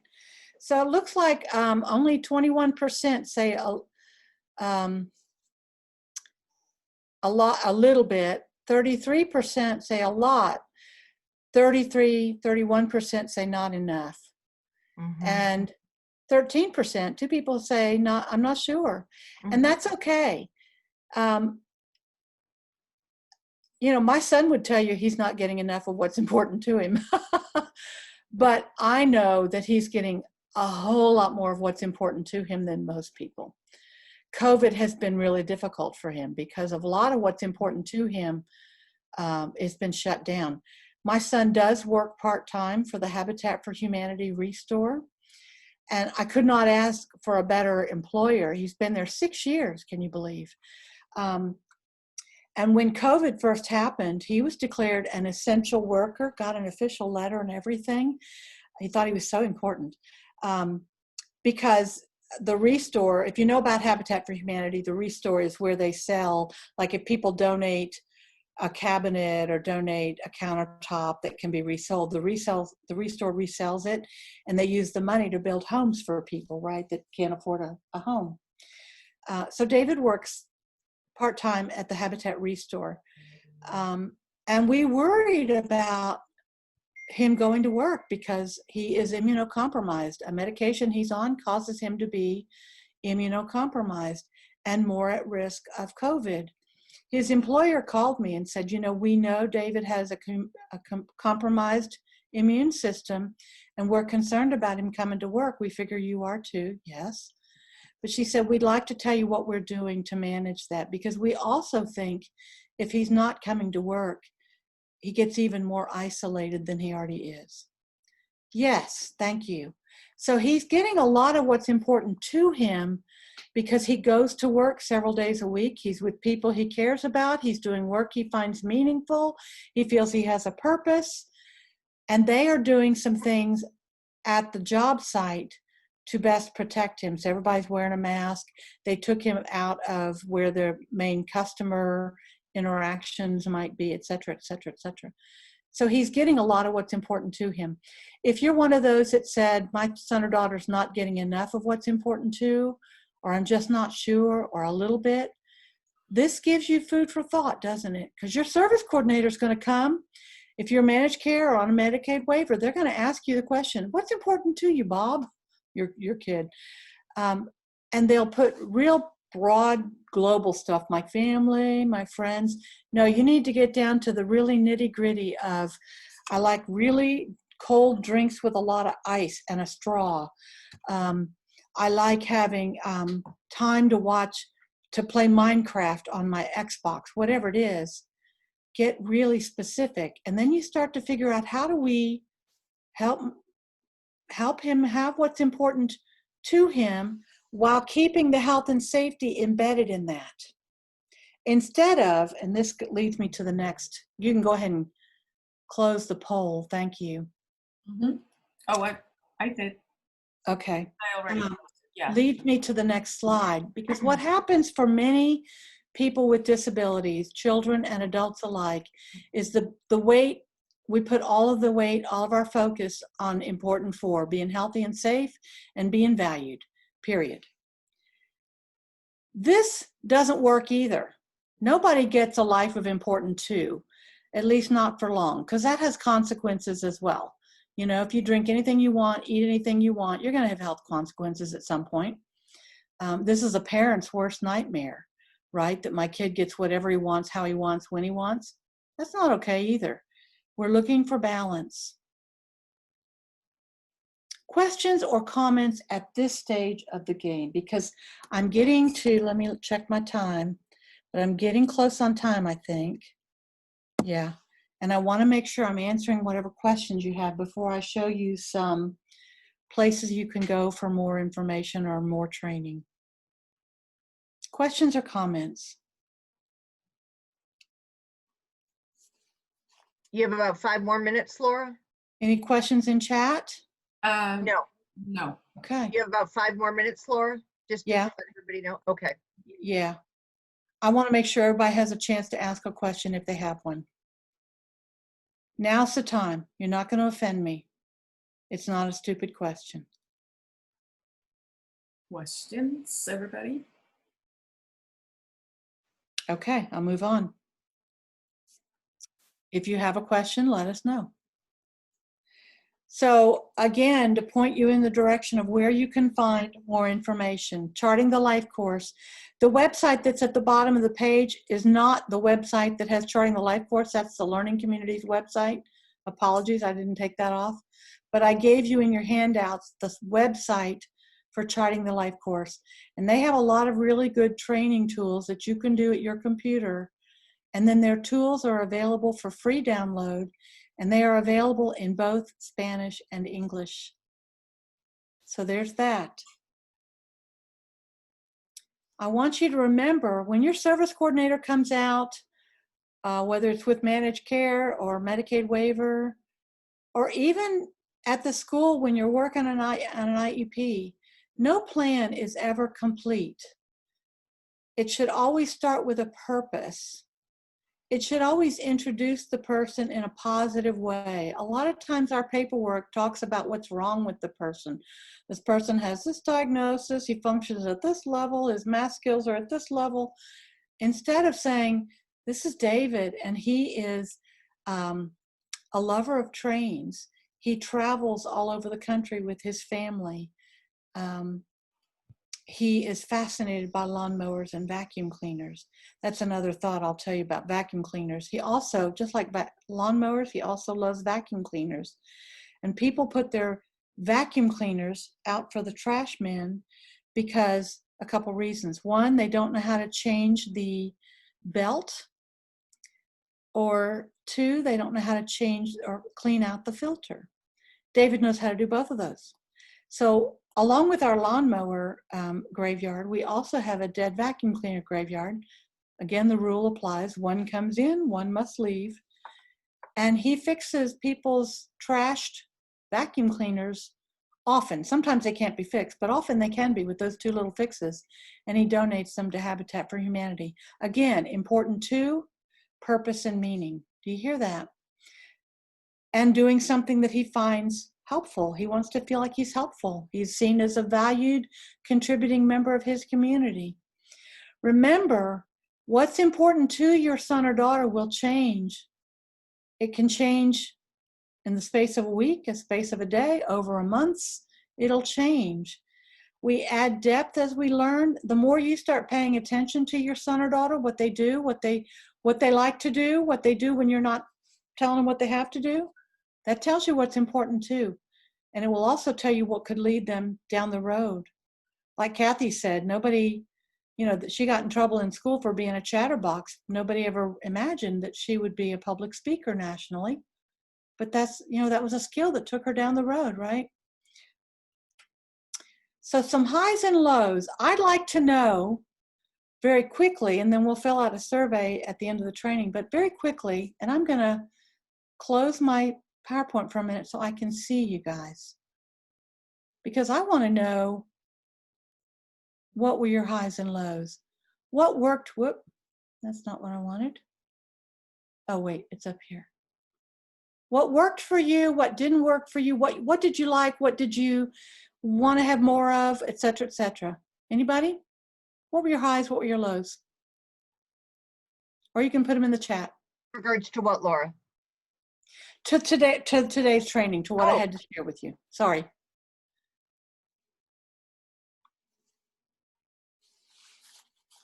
Nothing in the chat yet. Let's see. I can't see the chat, so.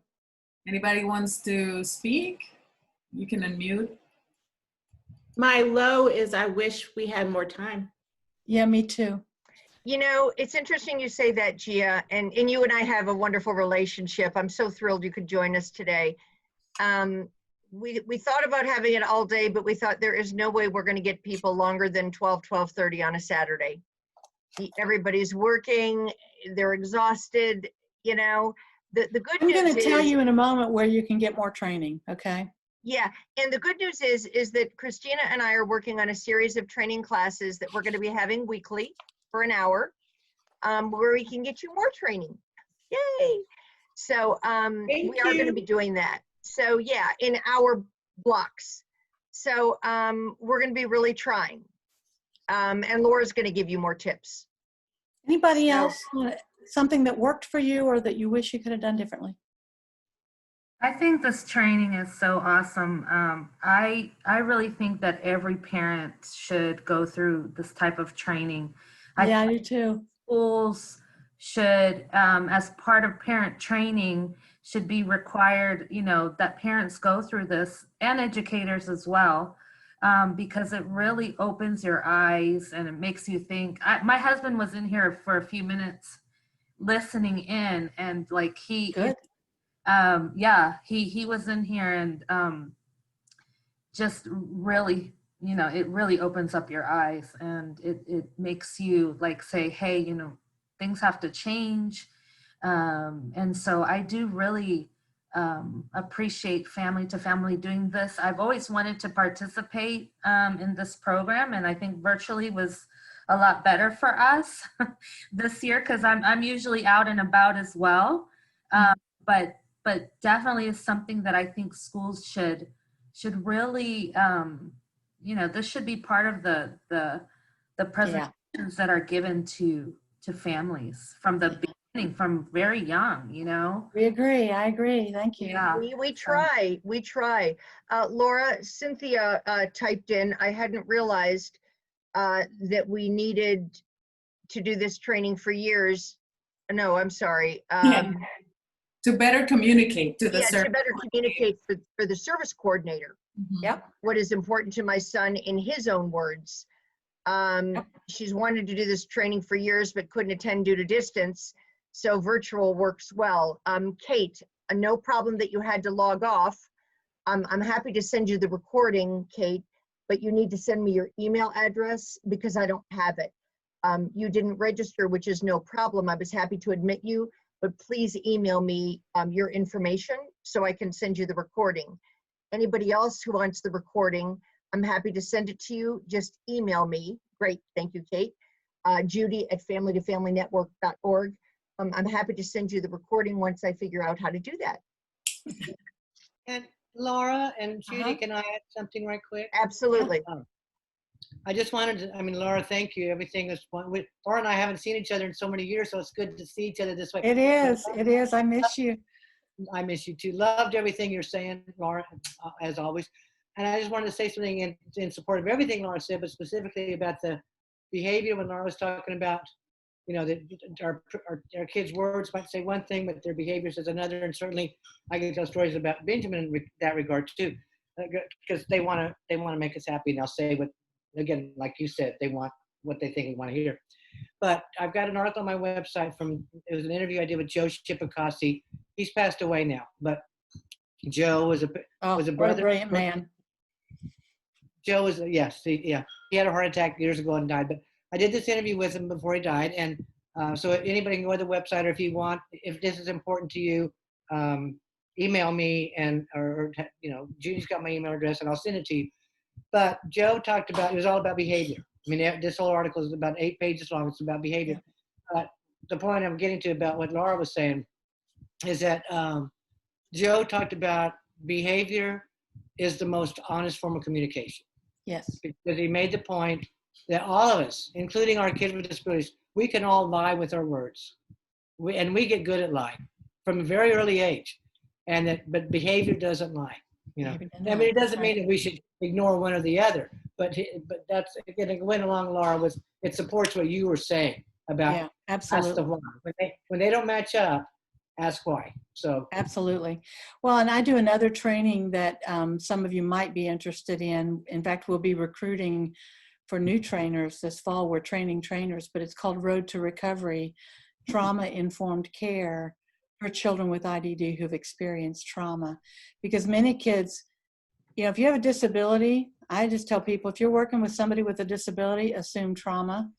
It could be medical trauma, it could be isolation trauma, it could be being different all the time trauma, as well as the kinds of trauma we fear: bullying, seclusion, assault, sexual abuse, etc. And kids with intellectual developmental disabilities, often their behavior is a trauma response, and it gets disciplined or a behavior plan written around it instead of addressing the trauma. That's a totally different training. So yeah, behavior is communication. It's the most honest form of communication. You're absolutely right. What I will end with saying, a couple of things. Let me get my slideshow back here. Let's see, get rid of this. There we go. So you have in your handouts my contact information, and below it, this link here, and I'm just going to say this with great honesty. This is a training on person-centered thinking, like I just gave you, delivered by state agency personnel. I will not speak to the quality of the training in terms of, I've been doing this for 16 years. I could do it in my sleep, and I live it. But many of the people teaching it at the state are doing it from a outside the world kind of perspective. They won't have the same stories that I have and those kinds of things, but they do have the content, and you should be able to access that training for free if you want to see more of what your service coordinators are getting, so that you're better prepared to answer their questions. That's a link to those trainings. You know, we used to do in-person trainings a lot more, and right now we're just very limited on that. But more and more medical professionals are even engaging in this. I've done several of these 2-day trainings at Cook Children's in Fort Worth, all of their service coordinators. So it's getting out there. That's my contact information. If you have a question you didn't feel courage enough to ask on the internet, ask it to me in an email. You will need to remind me where you heard me, because I'll speak again next week and I won't know who, I don't remember who I spoke to when. So say, hey, I saw you at the Family to Family thing on September the 12th. And I'll go, oh yeah, okay. And then the last thing I'd ask you to do, per Judy, well, two things. First of all, there's a survey that Judy absolutely needs you to fill out. That's how they get funding. But the last thing I want to do is, first of all, give you some encouragement, because, you know, we know what we know and we do what we do with what we know. Laura, And real quick. Laura, quick. Desiree, before you keep talking, Desiree raised her hand. Oh, go ahead. Desiree, go ahead and unmute yourself. We're so happy you asked a question.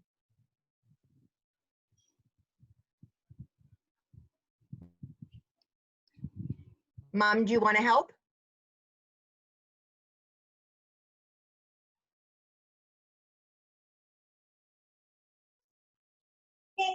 I'm sorry, that was me on accident.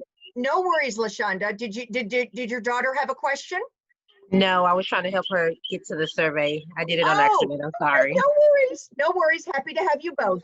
Go ahead, Laura. Sorry. Okay. So I just want to encourage you that when you know better, you do better. Baby steps. You won't get this overnight, but you start looking at it a little differently and you get there. And the other thing I want to tell you is, by being here and what you're doing, I just think we're a huge gift to humankind. We are changing the world one person at a time. And I thank you for the time that you spent with me today. And email me if you had a question or a concern or looking for something you couldn't find. I wish you all the best. Thanks. Thank you. Thank you, Laura. Thank you, Kathie. To all of you, I'm so happy you joined us. The link is there. Hold on. I will type it again. I took it off, sorry. That's okay, don't you worry. I'm gonna type it again. There you go. Please do the survey. That's how we offer free classes. I will hopefully have the Spanish translation figured out again next time. You'll be getting an email from me. You can see why I love Kathie and Laura so much. They are the dynamic duo. I learn something new every time from them. How we frame our loved ones makes such a huge difference. If I could tell you the mistakes that I've made, but I learn from those mistakes and I move on. And when you know better, you do better. That's exactly right. Maya Angelou. Yes, that's exactly right. So have a great rest of the day. I love you all. I thank you so much for being here, and thank God for technology. So thank you, Judy. Thank you all for being here. Thank I you love to all. Love Appreciate it. Thank you so much. Bye-bye. Bye-bye. Thank you. Bye-bye. Bye.